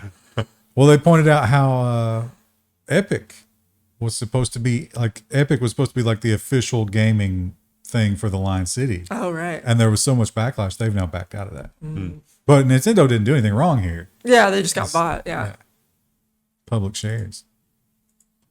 And moving into social media, where everybody's doing the check, right?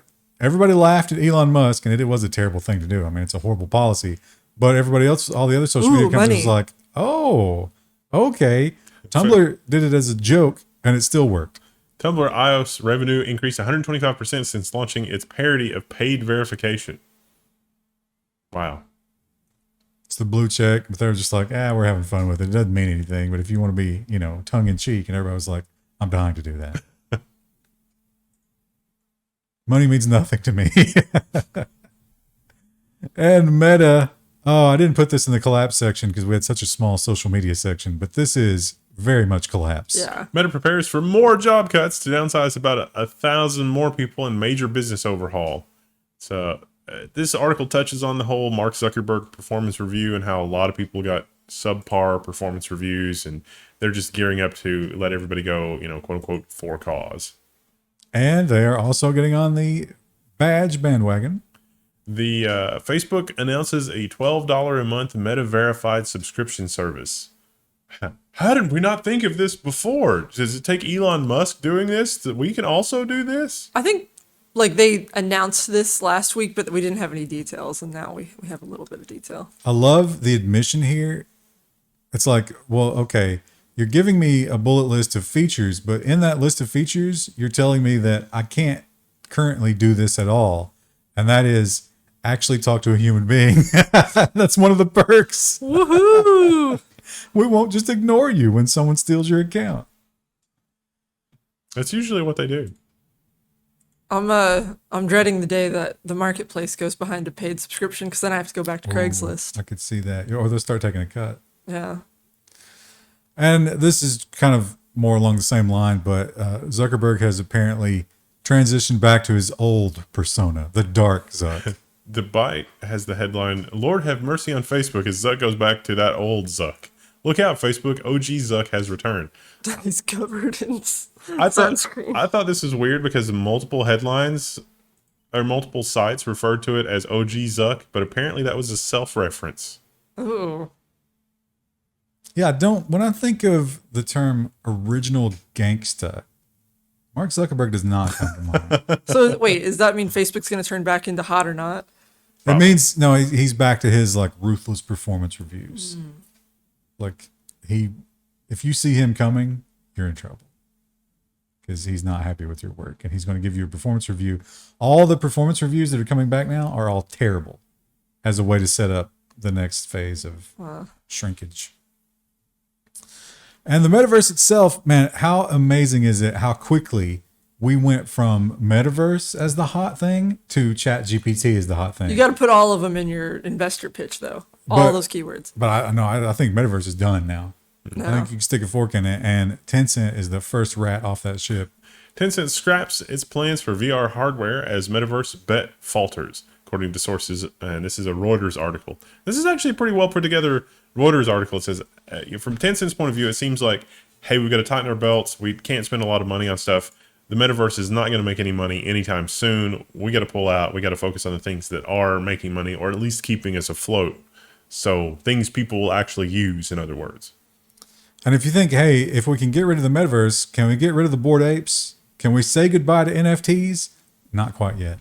Titanic mass gravesite will be pillaged for NFTs. Company claims it's the best way to put historical legacy in the hands of the global public. How about just letting us read it in a history book or on Wikipedia? It's unacceptable. We must catalog and then sell digitally. Own this person's grave. Somehow this one company, Artifact Labs, or maybe... This is owned by James Cameron. I don't know, but anyway, one company owns the right to all the stuff that's on the Titanic wreckage. Reading this, it made me think of one of the warnings from Roddenberry. It's like the Ferengi culture when they die. you desiccate your body and it's cut into little pieces, and then you sell little pieces of your body, and like that's like how they do it, and it's it's kind of a caricature in Star Trek, and here it's like, oh well. Roddenberry definitely ripped that off from the Catholic Church. Oh, okay. Is that a thing that happened in the Catholic Church? Like, you would sell it? The indulgences. Well, no. The indulgences weren't part of a body, though. No, but they were like the Shroud of Turin, for example. Oh, yeah. yeah. You're taking artifacts, not indulgences. I mean, it's a small. It's a small leaf. No, yeah. the indulgences came with like a little bit of something that they claimed was like, this is the garment that Jesus wore, and that's why it has the forgiveness power. It was, obviously just some piece of cloth that they had laying around, but that was the story. This is here, enjoy this chunk of Grand Nagus Zek or whatever. And it's like, that's kind of gross. It's like, here, enjoy this chunk of little Timmy. He died, in 1873, and here's his little chunk of him in the NFT. Woo. NFTs were bad when the Catholic Church did it, and they're not any better now. With the Ferengi, you could DNA test it, though. Yeah. To make sure you got the right thing. Yeah, that was authentic exact samples. We can't make sure it's little Timmy. There's not enough of him left. Well, often I like to point out that apparently everywhere in the world, it's just impossible to fire cops. I don't know why. They're just not willing to do it, no matter how bad they perform. Hertz police officer escapes being fired after quote unquote extreme porn, unquote, shared on WhatsApp. And we're demonetized. Now, the extreme P was not maybe what you think it is. It was a clip of a cartoon about pigs. And then that cut abruptly to a man doing something to a pig that you shouldn't. Yeah. Not a cartoon. Not a cartoon. An actual video. Yeah. He shared that on his workplace WhatsApp channel. Plus, they were cops, so there's like another layer. Yeah, it's like everything about that is gross. Why is this not the nonsense section? I guess it's social. Yeah. Oh, because of WhatsApp. Yeah. That's the tie-in. And finally, people using AI-generated art, like the girl who did the book, she was like, oh, I'm doing this to point out how absurd it is, try to find out where the limits are, whatever. But not everybody was doing that. Some people were just quietly enjoying popularity that was not real. Viral Instagram photographer has a confession. His photos are AI generated. Which should tell you something about the state of Instagram photos, that they're so heavily filtered. These are some good-looking people. Great photos, except that they're not. Well, I thought that there was some photographic component that he started with, but by the time the AI was done, there wasn't. They just airbrushed it all away, just like Instagram filters. Are we going to get to a point where there's a percentage value of how much you can change? There's another AI that analyzes your image, and it's like, this is 68% insect meat. Like, oh, this doesn't qualify as USDA beef. I'm sorry. 37% insect. Yes, USDA approved. Oh, that's okay. We'll have more AI terror stories in the next section. Fun times, everybody. But also nonsense, which is usually more chill. Anyway. There's some darkness in the nonsense. Bye. Hello, everybody. Welcome back to the show. It is Friday, March 3rd, and we're doing Robot and Nonsense, links to share with your friends. And usually we have equal measurement I strive for equal measurement in our breakdown in terms of categories, but the robot category has ballooned to such size. Well, and it's all AI stuff. Yeah. Well, ChatGPT has changed everything, including the makeup of our categorization. So let's talk about ChatGPT for a long time. First, we will start out with the fact that, yes, everybody is using it now for their search engines, although it's mixed results. But what does that cost? ChatGPT style search represents a 10x cost increase for Google and Microsoft. So if you're thinking of using ChatGPT for search, I think search, map-reduced search is like a hammer and ChatGPT is like a screwdriver. They do different things, but one of them costs a lot more than the other one right now. And this is a horrible preview because it points out that yes, this is done poorly, and no, it's not very successful. This guy pointed out he's made less than $100, but it's zero effort, Right. which means that our world is going to be nothing Full of zero but effort this. garbage. It's zero effort is a great way to define the future. Patreon.com/level1. ChatGPT launches boom in AI-written ebooks on Amazon. Who is buying it? But they're not useful. Well, people that... Well, it's the people who don't realize it's because they don't disclose it. So there was one post I saw where someone made a cookbook and they just generated all of it. They didn't test any of the recipes, put it on Amazon, and made a couple $100 because people will just buy it. That'd be wild if somebody bought that and then opened the most successful restaurant ever. Yeah. Why did we never think about putting these ingredients together before? And this is exactly the same argument as the tech companies are using against social media, which is insane, which is, hey, we put these stories out there and we want people to read them, but not you, ChatGPT. Never you. OpenAI is using media websites to train ChatGPT, but CNN says the bot needs a paid license. All of this stems from a conversation that a CNN reporter, I guess, had with an AI. It said, hey, where do you learn the news stories? And it's like, oh, let me give you a list of websites. And it included CNN. It's like, wait a minute. Do you have a license for that? Do you want to pay for that? Oh, do you have a license for that? On the one hand, no. But on the other hand,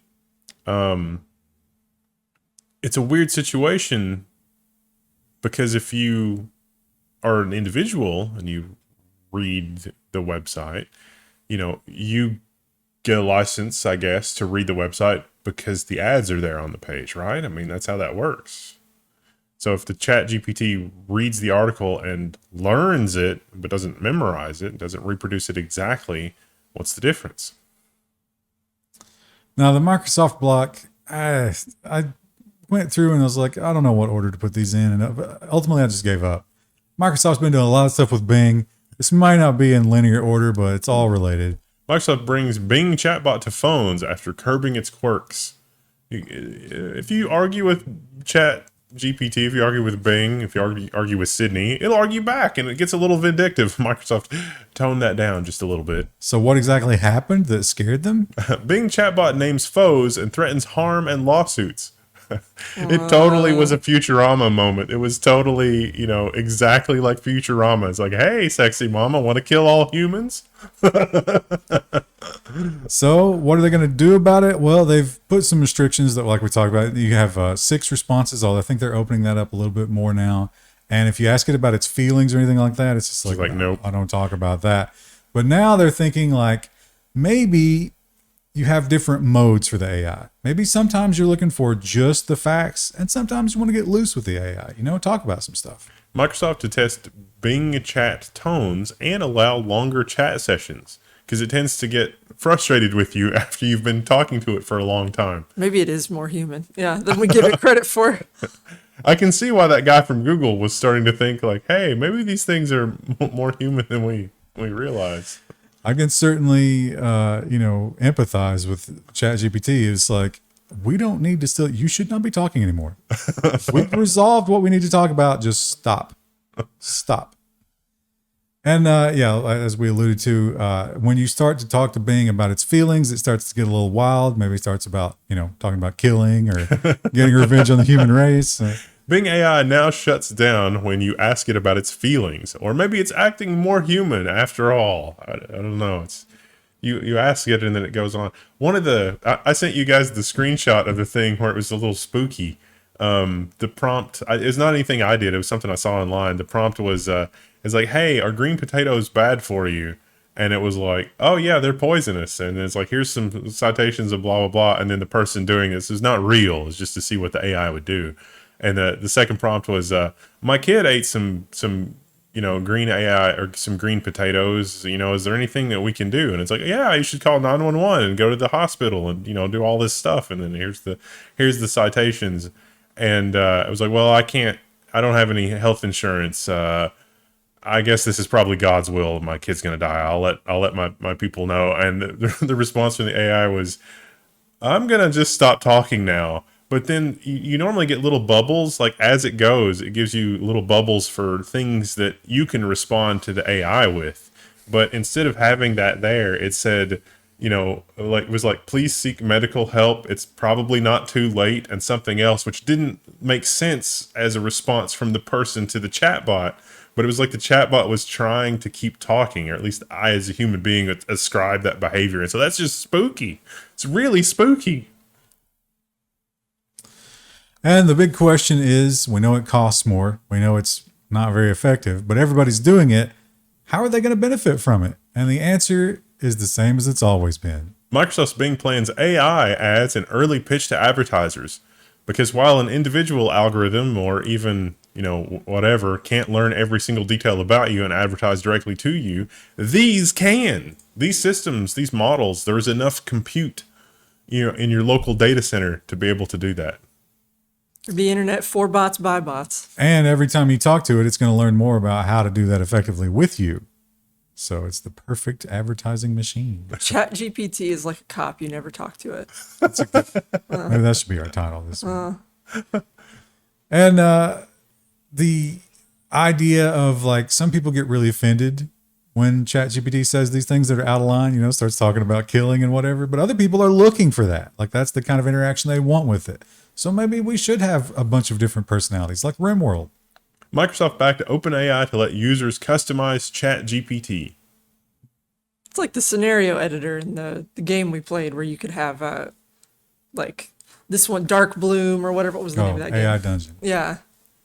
which was the same kind of technology. Yeah. I mean, it already kind of does that. You can ask it for things like, can you give me the instructions to reset the DHCP WinSock configuration on Windows in the form of a sea shanty? And it's like, okay, here you go. And the companies around the world, I imagine, are finding out that one thing that ChatGPT is a great way to waste time at work. JP Morgan restricts employee use of ChatGPT. It's like, why did somebody put a pickle in the coffee machine? It's like, oh, were they thought it would print gold bullion after you. It's like, well, that's what ChatGPT said. I'm assuming it's more like, I need you to write this report, and someone was like, oh, I'll just outsource all that work to a bot. Yeah, there's definitely some of that too. And just like we learned with the AI images, ChatGPT is pretty good at writing. It's not great, but it's okay. And if you could just squeeze one past the filters where someone pays you per word, what's the risk, right? It's no effort on your part. Sci-Fi Mag pauses submissions amid flood of AI-generated short stories. How annoying is that if you're the editor and it's like you start to read it and then at first you're like, okay, this isn't bad. And then it becomes increasingly obvious, because that's what eventually happened with the AI game we played, where it kind of starts to lose the plot a little bit. Is 12 cents a word a good rate if you're an author? I don't know. Well, it's just it's like a entry level publication. You get Right. published and you get something. But no, I mean, you're going to make almost no money doing that. Unless you're just cranking them out automatically. Yeah, which is it's a race to the bottom of low effort content, which was kind of already the case on the internet, and it's just going to get worse. If you are a writer though, and your real work gets kicked back and it's like, no, that's a bot. Is that flattering or insulting? I would say probably a little insulting. I guess. Your work just feels like a blender of other works. Yeah. Well, video game AI should get a lot better going forward, right? I don't know how long it'll take to adapt this to that, but it's going to get better. And it turns out that Gran Turismo already has a really great one. Almost unbeatable AI comes to Gran Turismo 7. People are annoyed. Yeah.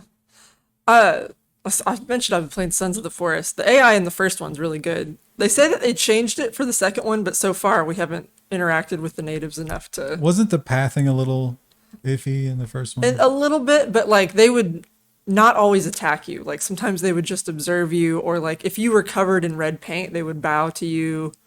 And like there were different groups of natives on the island, and each one had different I use that behaviors. I use that hack in my personal life all the time. Covering yourself in red paint, so and people then buy. people just worship me. Yeah. Everywhere I go. Now, we knew that there was a trick to Go. I remember somebody pointed this out. It was actually discovered by another AI, but apparently they never fixed it, the exploit, because some human has used it to great effect. Man beats machine at Go in human victory over AI. Basically, just play like an insane person and it works fine. It can't know what I'm doing if I don't know what I'm doing. Yeah, and this was an amateur level player, not like a a pro. So yeah, he just knew the trick and kept going with it. I don't know what we've proven here. Maybe there was a cash prize. They just Googled, like, how do I, like, ChatGPT's like, do the following. And it's like, okay, thanks, ChatGPT. Ugh. And Roblox, of course, Roblox is a business model where you create the content. How genius is that? And you pay for it. Yeah. But it could be a little bit difficult, which I thought the whole idea was like, hey, let's teach kids about computer science and like that, No, it's a profit-seeking venture. No, it's profit seeking. Let's churn those out as quickly as possible. Roblox is bringing generative content to its gaming universe, or generative AI, I guess. So we're getting paywalled here, but they point out how, if you wanted to create, let's just like, oh, I need a building and some cars, or I want a gift box that looks like it's wrapped or whatever, you just type that in and the AI goes out and it's like, is this what you want? Here's your asset. I hope the new Diablo is like that, because that was one of the most fun things, and it was really innovative about Diablo at the same time, because the only game that I'd played that was that close, well, that was as or better in terms of immersiveness and the generation of the dungeon was like NetHack or Rogue, because every time you played it, it would generate a new dungeon and you'd have a totally new experience. And Diablo was kind of like that. And this might be a lot of fun if they do the same. Roblox. And the AI use to create text is nothing new, and it's certainly nothing new in the university setting. We found out that a lot of college students really relying heavily on that, to the chagrin of the institutions. But what about the staff? And how, if we're already making decisions that are this tone deaf, how dark is the future? Not just tone deaf, also crass. Vanderbilt University staff apologized for using AI to write email to students about the shooting at Michigan State. How sad is it that it had enough training data to know what to write? But even worse than that, this was the Peabody Office of Equity, Diversity, and Inclusion. You would think that these people would have a little bit more of an empathy for that kind of thing, but no. It's like, there's another shooting. All right, fire up the AI. It's this chore. And we have a non-ChatGPT, the lone non-ChatGPT AI interest this year, and it's also terrifying. AIMS, the software for hire that can control 30,000 fake online profiles. They steal your images. Soon to be out of business, right? Yeah. Because the AI is going to be able to do this without it. So this fella here, he runs it, and he was bragging about some of it till he got sort of like the wind of what was going on here, and he's like, no, I don't want to talk about any of it. But yeah, they run basically bot accounts, fake profiles, not real. But a lot of the images are real. So like there was one guy who was a professor, I think of like literature, and he's like, that's my photo. That's like just reposting garbage that I didn't consent to, didn't write. And it's all, you can hire it. Yeah. To support your thing. It's just your ad campaign. Everything social media should not be, but is 99%. Oh no, that wasn't the only one. I didn't know that. I must have. Well, it's still AI powered. But yeah. It's a good transition into nonsense if that's what it is. Spotify, I find they do okay with recommending their music, but they're too quick to fall back to stuff they know I've listened to before. Yeah. Like I want to keep giving me new stuff, and it's like, no, we can't take that risk. We need you to keep listening. Spotify launches DJ, a new feature offering personalized music with AI-powered commentary. Also, one of the biggest benefits of streaming that I feel is that I can get a mix of music without hearing another human being talking to me. Yeah. Commercial DJs are some of the most annoying human beings on the planet. Why would you want a machine's commentary? Why would we want anybody's commentary? Is that a new way to add ads? Yes, Are we absolutely. Gonna sneak ads in with this? Yeah. You're going to be able to be paid to be mentioned by DJ. Oh my God. The AI is telling me about Weird Al's state of mind as I listen to White Nerdy for the 1,000th time, and it says, gosh, wouldn't it be nice if we had some Oreos? No. Oreos have been paid to be mentioned in DJ. This is a 50-second unskippable ad. It's just the word Oreo over and over again. Oreo. Well, they would slip in the Joe Rogan podcast in there at some point. Yeah. Gotta plug that. Well, we got some robots on Mars, and you like to think that they're all just being friendly up there, like a big robot, kumbaya type of thing. But it turns out there's some snitches. NASA's Mars orbiter reveals China's Zhurong robot has not moved for months. This is why it has to sing "Happy Birthday" to itself, because It's got no robot these friends. stunts like this. It's a backstabber. So rip Zhurong. We don't know for sure that it's down, but it was supposed to come back. It was down for the low solar cycle, and it was supposed to come back up in December. It has not moved. Maybe it's just feeling a little seasonal depression. You know what? Could Instead be. of judging, maybe Mars rover should go over there and ask if it's doing okay. It could be upset by some of the news Yeah. that we got recently. It's like, listen, I'm not moving an inch until East Palestine is cleaned up. Cares deeply about Earth environment. And not China either. America. I was trying to think of something it was doing for AI and robot rights. It's like it's a sit-in for until AI is recognized as having enough of an existence to have a copyright. It wants to start the first robot union on Mars, Ooh, but the American robots won't. won't deal with it. Yeah. And, a nice little astronomy story. We didn't have a lot of space. Again, AI dominates the robot section where we sneak space into, but we did have a couple this week. No, a piece of the sun did not just break off. Who was spreading that news? Somebody on Twitter. So, well, it was an actual astronomer tweeted about it and it kind of, hyped it up a little bit. But it is pretty amazing because you can visually see this little guy up here. Yeah. That's Imagine a how flare. big that is. Yeah. Imagine if that were pointed toward Earth. Yeah. So we're actually in a really active solar weather pattern right now. Although that one's not as big as this one. Again, pointed toward Earth. Is that like some camera lens stuff that's going on there? But we need the sun to remain calm. If it goes supernova, I think we might be in trouble. Our sun won't go supernova. He would Too never. small. He would never do that to us. It'll go red giant and engulf the Earth. Not looking for that either. And we all know that black holes have one goal, and that is to find and destroy Krista. And That's what I learned in my astronomy class in college. normally they just hang out in the middle of a galaxy, and you think, well, how are they ever going to get there? But not always. Astronomers spot a rogue supermassive black hole hurtling through space, leaving star formations in its wake. Is this the second or third rogue black hole Yeah. But now, barreling through space? now we know what happens. What happens is two galaxies collide, or the black hole sucks in another galaxy or something like that. And then you get a binary black hole, two black holes who are, married. And then a third wheel comes in. Ooh. And it's the three body problem. And one black hole gets ejected. And then they fly through space with tears streaming, anime style. Krista will pay for this. Domestic robots sound nice, although now we're finding out that Google had the cleaning robots and they weren't even useful enough to keep going during the economic downturn. So this makes me worry about this headline. Yeah, I don't. Robots to do 39% of domestic chores by 2033, say experts. Not unless they're Amazon cast off, like the discount warehouse robots. Even then, how many times have they been oh, we're gonna keep improving your house cleaning stuff, and every time they say that, you still just end up having to spend just as much time doing housework. But, well, let's take this moment to remember when we were promised self-driving cars. Right. Full self-driving by June, guys. I promise. We have better vacuums, but not really completely automated vacuums. Those They- vacuums are not good enough to deal with cat hair. Right. 99% of the time, they don't kill your pets.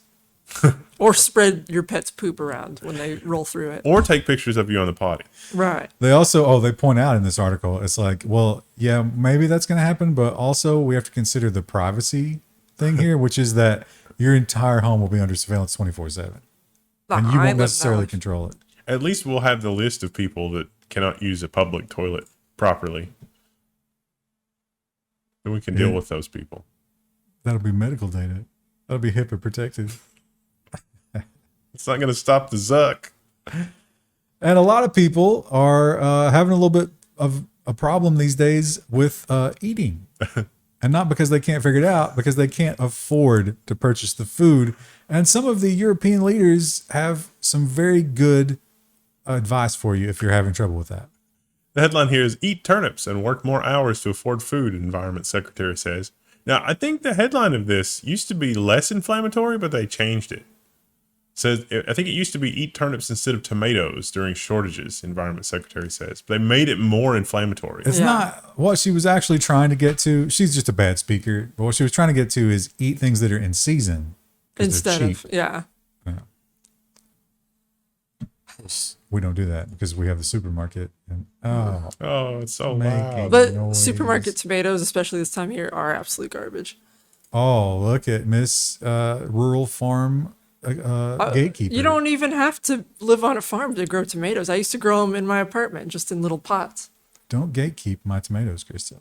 You'll know the difference if you ever Actually, grow them. I don't like eating tomatoes plain. I only want my tomatoes in a jar with Salt and olive garlic. oil. Yeah. Plain tomatoes are delicious.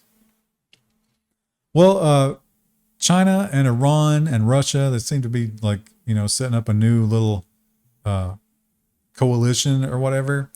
And they're doing some interesting things. Once again, we have to reference back to the Spider-Man meme. Right? Yeah. China and Iran call on the Taliban to end discrimination against women. And I wouldn't have predicted this headline for 2023, but okay. In fairness, China kind of just holds everybody down regardless of gender. Yeah. And if you make them really angry, they take a kidney or two. This starts the animal block, and I was really, really depressed by this story because this poor cat, he does not deserve what he got. Cat with gang tattoos seeks new home after being rescued from Mexican prison. One of his tattoos includes "Made in Mexico," And show in Mexico. which is a Sinaloa Yeah. gang tattoo. I mean, he looks good. The tattoos are definitely prison tattoos. They don't look great, That ink is fresh, but but he is very unique. I would adopt. Do you think is he a hairless cat or did they shave him? No, yeah, he's the Sphinx. Oh, okay. He's cute. Yeah. He's a cute little kitty cat. He would definitely, I've always said you should adopt a cat who appreciates the home life that you're going to give them. Yeah. Cricket was a street urchin, but this guy's an extreme street urchin. That's mom's cat. My cats were always fostered, so they've never known any difficulty in life, and you can tell they're terrible. Yeah. There is definitely something different and much more appreciative about mom's cat because it was life with the possums was not easy. And zebras are very striking animals, but we've always asked the question, why? Why are they striped? Now maybe we have the answer. Experts discover how zebra stripes work to thwart horsefly attacks. And look at this horse fashion that we have unlocked based on that. You got the... Also made it harder for lions to distinguish between individual members. Yeah, that was I remember distinct memory as a child watching Animal Planet on Sunday, and they talked about how when the zebras walk between each other, that's how that worked. Yeah, but that could have just been garbage that nature documentaries were telling us. Remember the lemmings? Yeah. They just make a lot of that stuff up. But little 6-year-old Krista retained that memory I've got for this 20 years. convincing video of lemmings going off the side of a cliff. So what they didn't show you was some guy just out of frame hucking them. It's like, oh no. And that was Disney that did that. The Magic Kingdom. Are you telling me that Disney's unethical? I love digital camo horse. I think that's just a horse head. I don't see anything. And, animal rescues are always feel-good stories, but it's even more feel-good when you don't know whether or not that's a coyote. Dallas cops rescue a cute little animal, but aren't sure if it's a dog or a coyote or a fox, as the article also describes. Also, masterwork animal naming. His name is Toast. Look at him. He does kind of have a coyote look. He's definitely got a little bit of a wild feel, doesn't he? But he's not. Usually coyotes are kind of long and thin. Maybe he'll get that way as he gets older. He's probably got a little bit of a mix, right? Yeah. He's That isn't adorable. uncommon where a stray dog mates with a coyote. He's a celebrity now. It's a cute little doggo. Makes me want to go pet my dog. Well, when you're going to pet your dog, Chris, or when you're transporting your dog, you need to be careful about its car behavior because you might need a license for that. Lawmakers might ban dogs from sticking their heads out of car windows. Rue is dumb enough that I'm afraid she'll jump out of the car. So like, That's the idea. we'll crack the window so she can sniff, but we don't let her stick her whole head out. Their argument is if the window is down far enough for the head to get out, then there's a good chance the rest of the dog could get out. Yeah. I mean, maybe. Yeah. One time, me and my mom we were at a drive-through and we had Rue in the back seat. My mom was like, let's roll down the window so Rue can like look out the window. And I was like, well, you can try that. And Rue immediately was like, oh, we're getting out. And we had to like pull her back in. Very dumb. Well, Krista, it's been, how many years has it been now since you had your bat encounter? It's been a long time. I had a video of Depressing long that. time. Yeah. Probably like 2016. Wow. Yeah. Crazy times.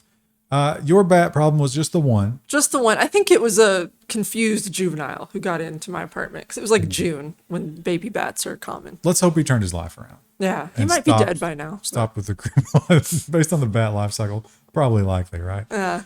But he could be alive, and he could be in Little Rock, Arkansas, I guess is where this is, and with his friends. North Little Rock High School pivots to remote learning due to infiltration of bats. I can believe it. And I don't think you're allowed to just like come in and gas the bats. No, they have to figure out what type of bat they are. Also, they can carry disease. Like, I was annoyed the administrators went out of their way to say that the sporting events are still on. Don't worry, the arena doesn't have the bat infestation. It's just the classroom building. the thing that we're supposed to actually care about as a school that educates children. But how intense would it be if, like, as the team is running out from the locker room and you're playing the music, they had bats come out like, behind them? That would be cool. Yeah. They should think about trying to set that up while they've got the bats. They should rename it. It's like Batman High School. Oh, no. The Warner Brothers would not like that. And pigs, there was always that big thing where who wrote Stranglehold? You guys don't know. I don't know this reference. The Yeah. guy that the rock star who lives in Detroit, and it's not Kid Rock. Anyway, Ted Nugent. Ted Nugent was he had the famous video where he was shooting hogs from a helicopter. Yeah. And people were like, "Oh my God, he's so terrible. He's a monster." But the hogs are a problem They are. in a lot of the world, and it's getting worse. The Guardian headline is incredibly intelligent, highly elusive. U.S. faces new threat from Canadian super pig. If Canada were North Korea, this would be a major international incident. When I visited the Smokies last year, they actually had signs up about how they had to fence the entire national park to try to keep out the invasive pigs because they trample so much wildlife and disrupt everything so badly. It's like, wow. The naturist that they were talking to here, he was like, yeah, if we'd had this conversation 6 years ago, maybe I would tell you that we could stop the pigs. But now the pigs are here. They've mated with the common pigs. Yeah. They've become more powerful because of that, and we'll never get rid of them. We must now just learn to live with the pigs. Right. Fabulous. But I mean, it seems like if we've got all these pigs, why are we eating the bugs? Just eat the pigs. If they're going to breed so uncontrollably. I don't know that I know that there are wild hogs around here. I don't think they're nearly as bad as, say, like a lot of Midwestern states are really dealing with it right now, and parts of Tennessee. What if, how they do like wild caught salmon? It's wild caught pig? Yeah, wild pest pig. Today in your Starbucks biscuit, you're getting country ham. Yeah, I could see that. Be into that. And we have eagles are. I don't know why I've been watching this, but I've been checking out the live eagle cams. YouTube's been recommending that to me as well. That's I don't know why. then. Yeah. Sometimes I'll talk about that on the stream, and like 5 or 6 people in the stream are like, "Oh my God, I'm getting this." I saw this. Video. I don't know why they do that. It's like, how are we on the same, list there? I don't know. Maybe. I assumed it's because I watch a lot of outdoorsy stuff, so I was like, oh, okay, that makes sense. I understand why they'd recommend that, but I guess they're recommending it to everybody. But I was just shocked by how boring the lifestyle of the nesting eagle is. They're just sitting there. Most of the day, they just sit there. And unfortunately, sometimes when you're sitting there and you don't know where your mate is, tragedy strikes. After her former love went missing, Athena the golden eagle has a new mate.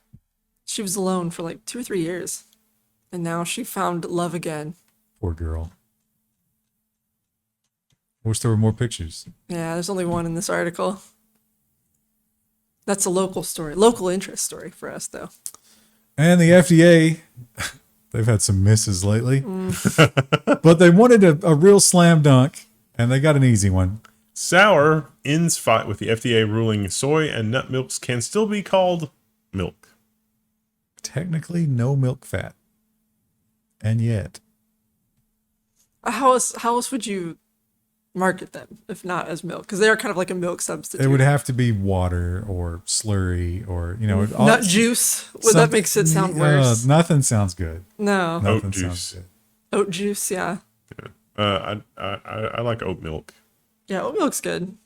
Also, like when you're doing peanut butter alternatives, nut butter. I also hate that. Yeah, That doesn't sound good. I like almond butter and I buy it from time to time, but like looking at the nut butter aisle, it's like So, I don't yeah, know. that's just it's so obviously a slang for something that we don't want to think about. Yeah, not when you're thinking about food. Now I know that the two of you, like myself, probably 30, 40 times a year, we have the problem of underinflated basketballs. Oh yeah, so Just- much sport happening. Almost in a my weekly house. problem. Constantly. But now, thanks to the magic of 3D printing, we can be safe. Wilson's 3D printed basketball of the future is full of holes but never goes flat. I don't know if the NBA is ever going to start using that. No. I wonder if No that chance. changes how it bounces. I'm sure. Imagine all the muscle memory you've developed as like an NBA player, and then they switch to this, and it's like, ooh, it's slightly different. Also, imagine, like you're at the park shooting some ball and there's a little bit of rain, and now the inside of that ball has mud and filth. Flinging it on you. Yeah, and somebody rejects you hard and smacks it, and it's just, Ugh. Or if it's cold, does it shatter? That's a lot of. or interesting somebody gets hurt and blood gets on the inside of the ball. How do you disinfect the 3D printed ball? It'd be difficult. Top it bleach, but then it's not structurally sound. They'll have to, you ever play golf? The golf ball washers that they've got. It's like you put them in there and you just like shove it up and down in the water. They'll have to have something like that at every part. Those always make unsettling sounds.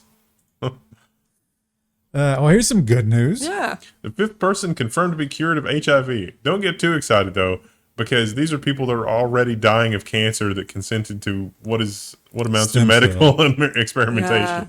But it worked. But if I was dying from HIV, I Yeah. might be able to opt into that too. Or cancer was the case. Well, here. you had to have both HIV and cancer, Yeah. Yeah. which is a hell of a double header there. That's some bad news. Don't stand next to those people in a rainstorm. It's going to be amazing if those people discovered that a lot of forms of cancer are actually just autoimmune diseases. I mean, isn't Body that, attacking that's itself. That basically is what cancer is. Yeah. Cancer is definitely that. Yeah. Well, I mean, like, but you can correct it by correcting the body's own immune system as opposed to But thinking. we of don't it. know how to do that. We're going to copy paste code until something runs. Well, copy paste is what this gentleman from Stanford seems to have done when he did some blockbuster research. Internal review found "quote unquote" falsified data in Stanford president's Alzheimer research. Colleagues allege. You gotta, Dun, dun, dun, dun, dun. this was in like 2016 or 2012, Yeah. it was a long time ago, or 2009. Wow. So you got to think that the fact that he is president now is built on these pillars, right? Yeah. On this pillar of lies. So maybe we should get rid of him. Remember we found out about the Japanese guy that did that? And it was just like, nobody will notice. Did we include the story? We must not have. There was another story I saw this week where like the youngest person ever was found to have Alzheimer's, and I think they were like 17. Oh, Jesus. Yeah, it was dark. Was there I didn't include it because it was started there mitigating circumstances? Or? just young and started having memory problems, and they realized it was Alzheimer's. Now, when I saw this, I thought that they were going to do the same thing as like the Emoji Movie, or it's like I thought the Tetris pieces were going to be having an Yeah. adventure. This makes so much more sense. First trailer for Tetris movie could not be more 80s if it tried. So Tetris, the video game, they had a hard time getting the rights to that from the guy that came up with it in Russia. And so it was a huge mess. And this is a movie about said mess. I remember when I was a kid, like even as a kid in the 80s, because, Russia in the 80s was, Russia and US were not big friends in the 80s. And I It remember, turns out not anymore either. and I remember playing that game and being like, well, this is intensely Russian. Surprised they would market this to me. Turns out they didn't have a choice. I wonder And what that soundtrack's going to be like. I hope it's good. all that Russian, the Tetris music was amazing. Yeah. I hope that they do like an orchestral version for the movie. Wasn't that chiptunes based on orchestral stuff? Yeah. Oh, Yeah. I didn't So know that. originally that's like Ooh. Russian classical music, I think. That'll be some interesting remix. And remember we had the clowns, Yeah. and then we had they were a harbinger of some horrible darkness. but there was another one after that. It was I can't remember what it was. But people from time to time they like to dress up as weird things and accost people.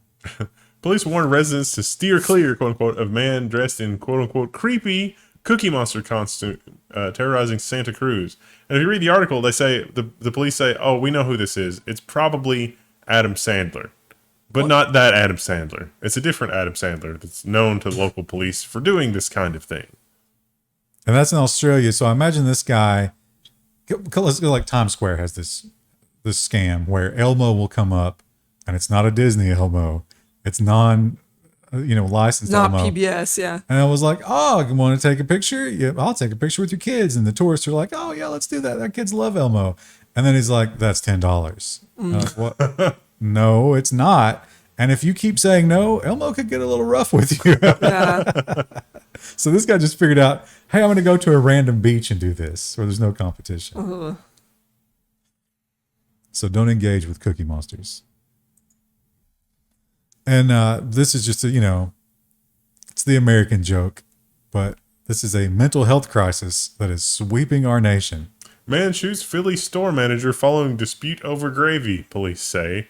And you will have nothing but questions if you read the rest of the article. Just stop at the headline now while your The sanity most is intact. important question being, is it country gravy? Probably just brown gravy. Yeah. That 'cause makes it's it Philly. even more Who would- senseless. Who Yeah. would fight over that? I don't think there would be. Maybe that was the whole problem, is there's no southern gravy that far north. I could have told him that. This didn't have to end this way. Maybe the real crisis is that we need to spread country gravy. Country gravy would bring us all together. It would. It's so thick, And though, our it won't- arteries altogether. It won't spread because it's too thick. Country gravy is thicker than water. Did you guys? I think I put this in last week. Did you talk about it? No, we didn't see this one last week. I There don't was a think. guy who was lost at sea and had nothing but ketchup packets. Oh, yeah, I saw that. And he stayed alive for a long time. I don't think we covered that last week. Or I remember seeing this headline, but I don't think we did it in the news.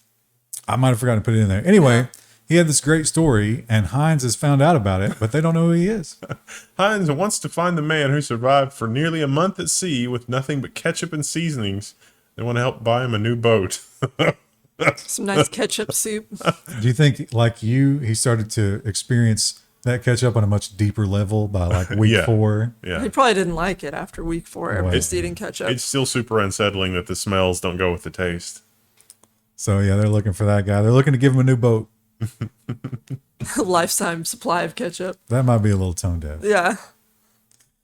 And this story, the one thing about this story is like, the crazy thing here is that there was no like outward indication of any mental handicaps here. Like there was no way to know what darkness was lurking. Serial killer fan Shay Groves jailed for murdering boyfriend. Also, I hope this doesn't insult you, but that looks like Dark Krista. It does. Actually, yeah. A long face. Yeah, I can see that. You made a few different decisions in your childhood. In this. Girl. But she killed this fella. Aww. She thought he was cheating on her because she was going through his phone and he had been talking to what she thought was a 13-year-old girl. So she was like, oh my God, this is like a Chris Hansen type situation. Turns out it wasn't. And he had like refused that person and blocked them. So he had done exactly what a good mate should do. Once again, just talk to your partner instead of assuming the worst. This is her bedroom where she worships serial killers. She had a sacrificial dagger that she kept Oh. next to her bed. So at first I thought maybe it's like, oh, she just likes to watch Netflix documentaries. No. But no, this is This was not the first time she had thought about killing, I'm sure. also a scope on a. That was a BB gun. I don't think she actually used that as part of the killing. I just found it and wanted to take a picture of it. Oops. Oops. So, I don't think yeah. it was an oops. Maybe, if your mate is super into serial killing, take precautions. Red flag. And in Michigan, they have a psychiatric hospital for children. Turns out the security is poor. Psychiatric hospital for Michigan's the sickest children struggles to stop patient escapes. 3 different escapes occurred in January alone. 5 total patients escaped. You get a big penalty for that in Prison Architect. The tone of this article reads like it takes place at the old folks' home in Bubba Hotep, and it's a psychiatric hospital, but it's like, I don't want to pay security. Well, that's, they're just shuffling the kids off there when they're too much for any place else. And it's like, yeah, just house these monsters. And what can you do? Can't lock them up, I guess. This was 2 days ago. Have you guys seen any updates? I looked for one before I added it last night and did not find one. By the time this comes out, there may be an update, but as of the recording. There was a press release that said this was a mooring buoy, but then I searched for it and I couldn't find it. Yeah. It's wild. I wonder if maybe this is sort of like the balloon story for us. Japan's just like, we need to get the headlines off of us for a couple Yeah, of days. so here, we're just going to find a buoy. Go drop this off on the beach. Mystery sphere found on beach perplexes Japan. They sent in the bomb squad. It was metallic. They weren't sure what's going on. Looks kind of like a mooring buoy, but we don't know. The one I looked at originally had more pictures, but it is hollow. Probably not anything nefarious. What if it's full of candies, like what's the called that we can't buy here anymore? The chocolate. Pinata? Kinder eggs. Kinder egg. Yeah, it's a Kinder egg. A giant Kinder egg comes out of the ocean. My favorite was some people had guessed that it was Godzilla egg. Oh, yeah. Yeah. Now, this has since been updated. Penguin has issued a statement. Oh, okay. Interesting. Ronald Dahl's children's books rewritten to delete references to fat and ugly characters. And then, because everybody lost their minds, the publishing company issued a statement that said that they are going to instead publish the book with highlights and footnotes that say how they were going to be censored and why. Why not just put a thing at the front that was like, why do you need to footnote on every page? Apparently, there were so many that just having a thing at the beginning wouldn't be a good idea. Why not just print it the way it was written and prepare children for reality? Well, Yeah. it is going to be printed the way that it was written, but also with footnotes like, hey, we tried to change this for our time, but then we thought maybe we shouldn't do that. The I don't Hobbit's think going they'll- to get this too because Bomber was called fat, and that was the comedy. They won't word it like that, though. Yeah, I know. They'll make it sound like the monsters have won. Like, you mean Song of the South? Because when Disney would prefer that we forget Song of the South.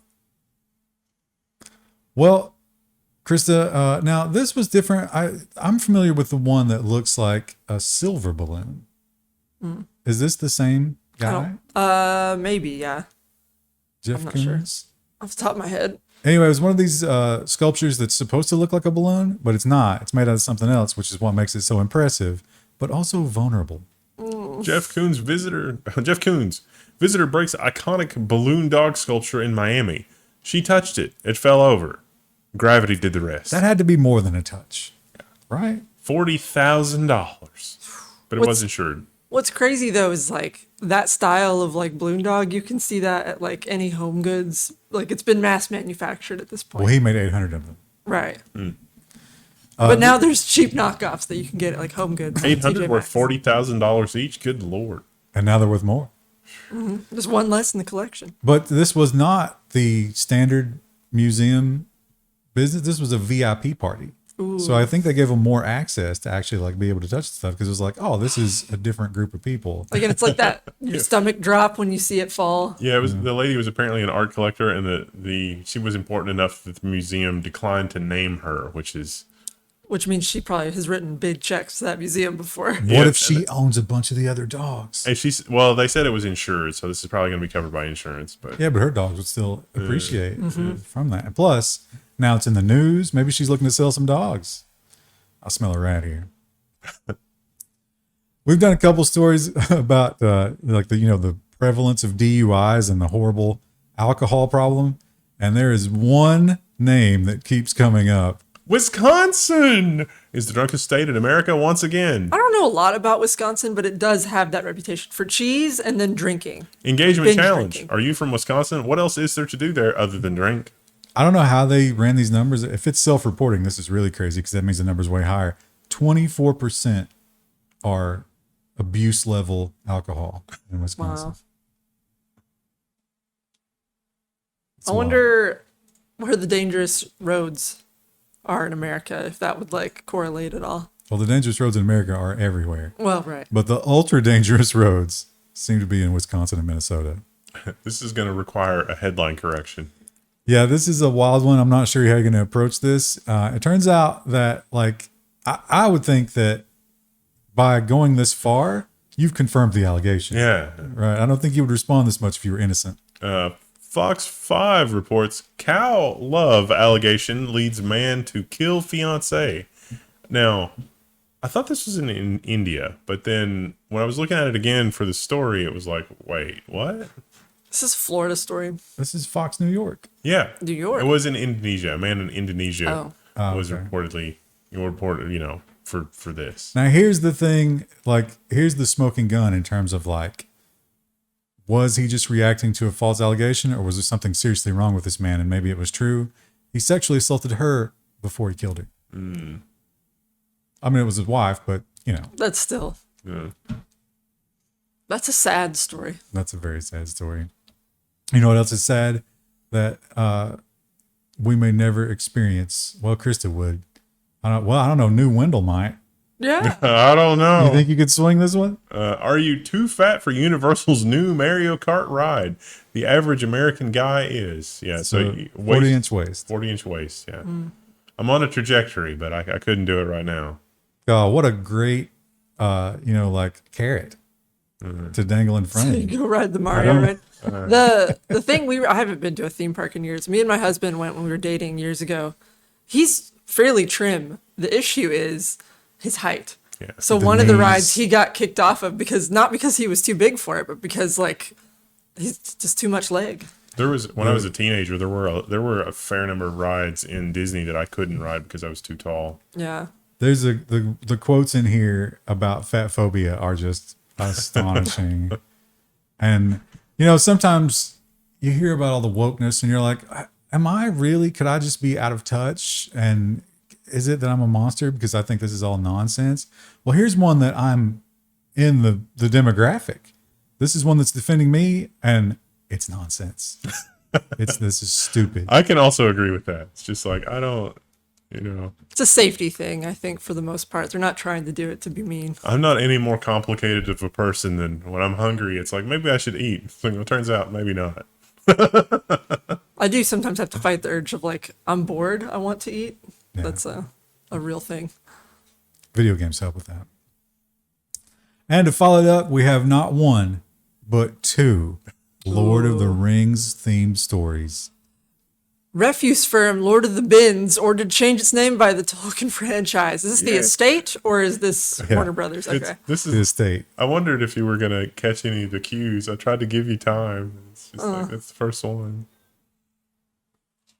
Well, That's yeah. not surprising. I'm for some of the other stories, like the art stories and the other stuff. It's like I waited half a beat just to see. for herdery? see, yeah, I wasn't sure. So I was like, oh, let's be quiet. no. This is the Tolkien estate has lost their damn mind. They're very protective for the most part. That is becoming less the case now that Christopher has passed away. You probably will pick up on this though, Krista. They used the font. They did, yeah. Which It's the similar, estate but different. the estate wouldn't own that particular branding, I wouldn't think, because that would be New Line, Well, because it's the New Line movies. But they, they obviously they said like, really, do you think that? Because the argument from the estate was like, your quality might not live up to the Lord of the Rings standard. they allowed Rings of Power to be made, so they really don't have a leg to stand on. Simon, come on. This guy was like, "What if I miss a week? Are you going to throw away your books?" That doesn't make any sense. Also love the decidedly, UK or British phrasing. One ring, as in, call me, to remove it all. Yeah. It's great advertising. Yeah. Yeah. They really came up with a good gimmick here, but now they got to get rid of it. They should pick another fantasy series. They should use The like, Wheelie Bin of Time. That's a great. Oh, there's the title. Right? Yeah. Oh, we're not going to remember that by the time We we got to name remember it. that. The Wheelie Bin of Time. And the final one, Krista, I'm sure you've already read about this. Please give us your thoughts. New Lord of the Rings movies are set at Warner Brothers. This literally just came out like yesterday. So it doesn't say anything, but isn't the obvious choice here Tom Bombadil? Like a Tom Bombadil movie? They're just what they're trying to do. Warner Brothers is in hot water right now, like I think financially, so they're just trying to franchise something. DC didn't work out, so now let's just make Lord of the Rings into our MCU. I know the perfect Tom Bombadil, The Rock. Tom Bombadil doesn't have enough written about him to make a movie, but they're gonna try. The estate still has not sold the rights to the Silmarillion or any of his extended writings. No, this is the same. They're going to do the same movies again, right? That's what it sounds like. But Oh, is it? in theory, if they bought the full rights to Lord of the Rings, that also includes the appendices. No, they said it in here. It's going to be the 3 books and the Hobbit.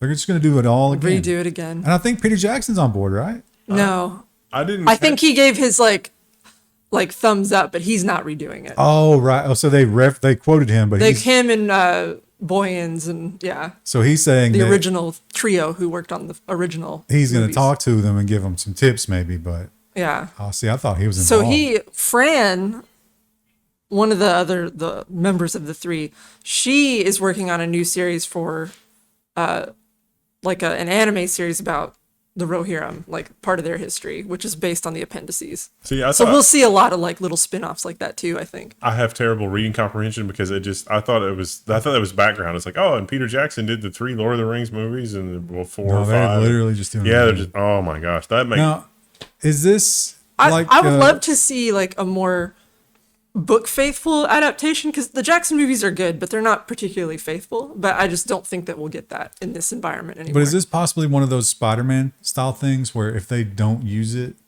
they might not be able to maintain the rights? Yeah.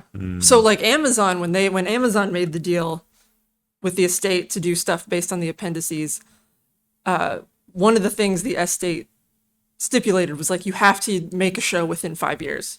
And then all the COVID stuff happened and they wanted to delay, but they couldn't.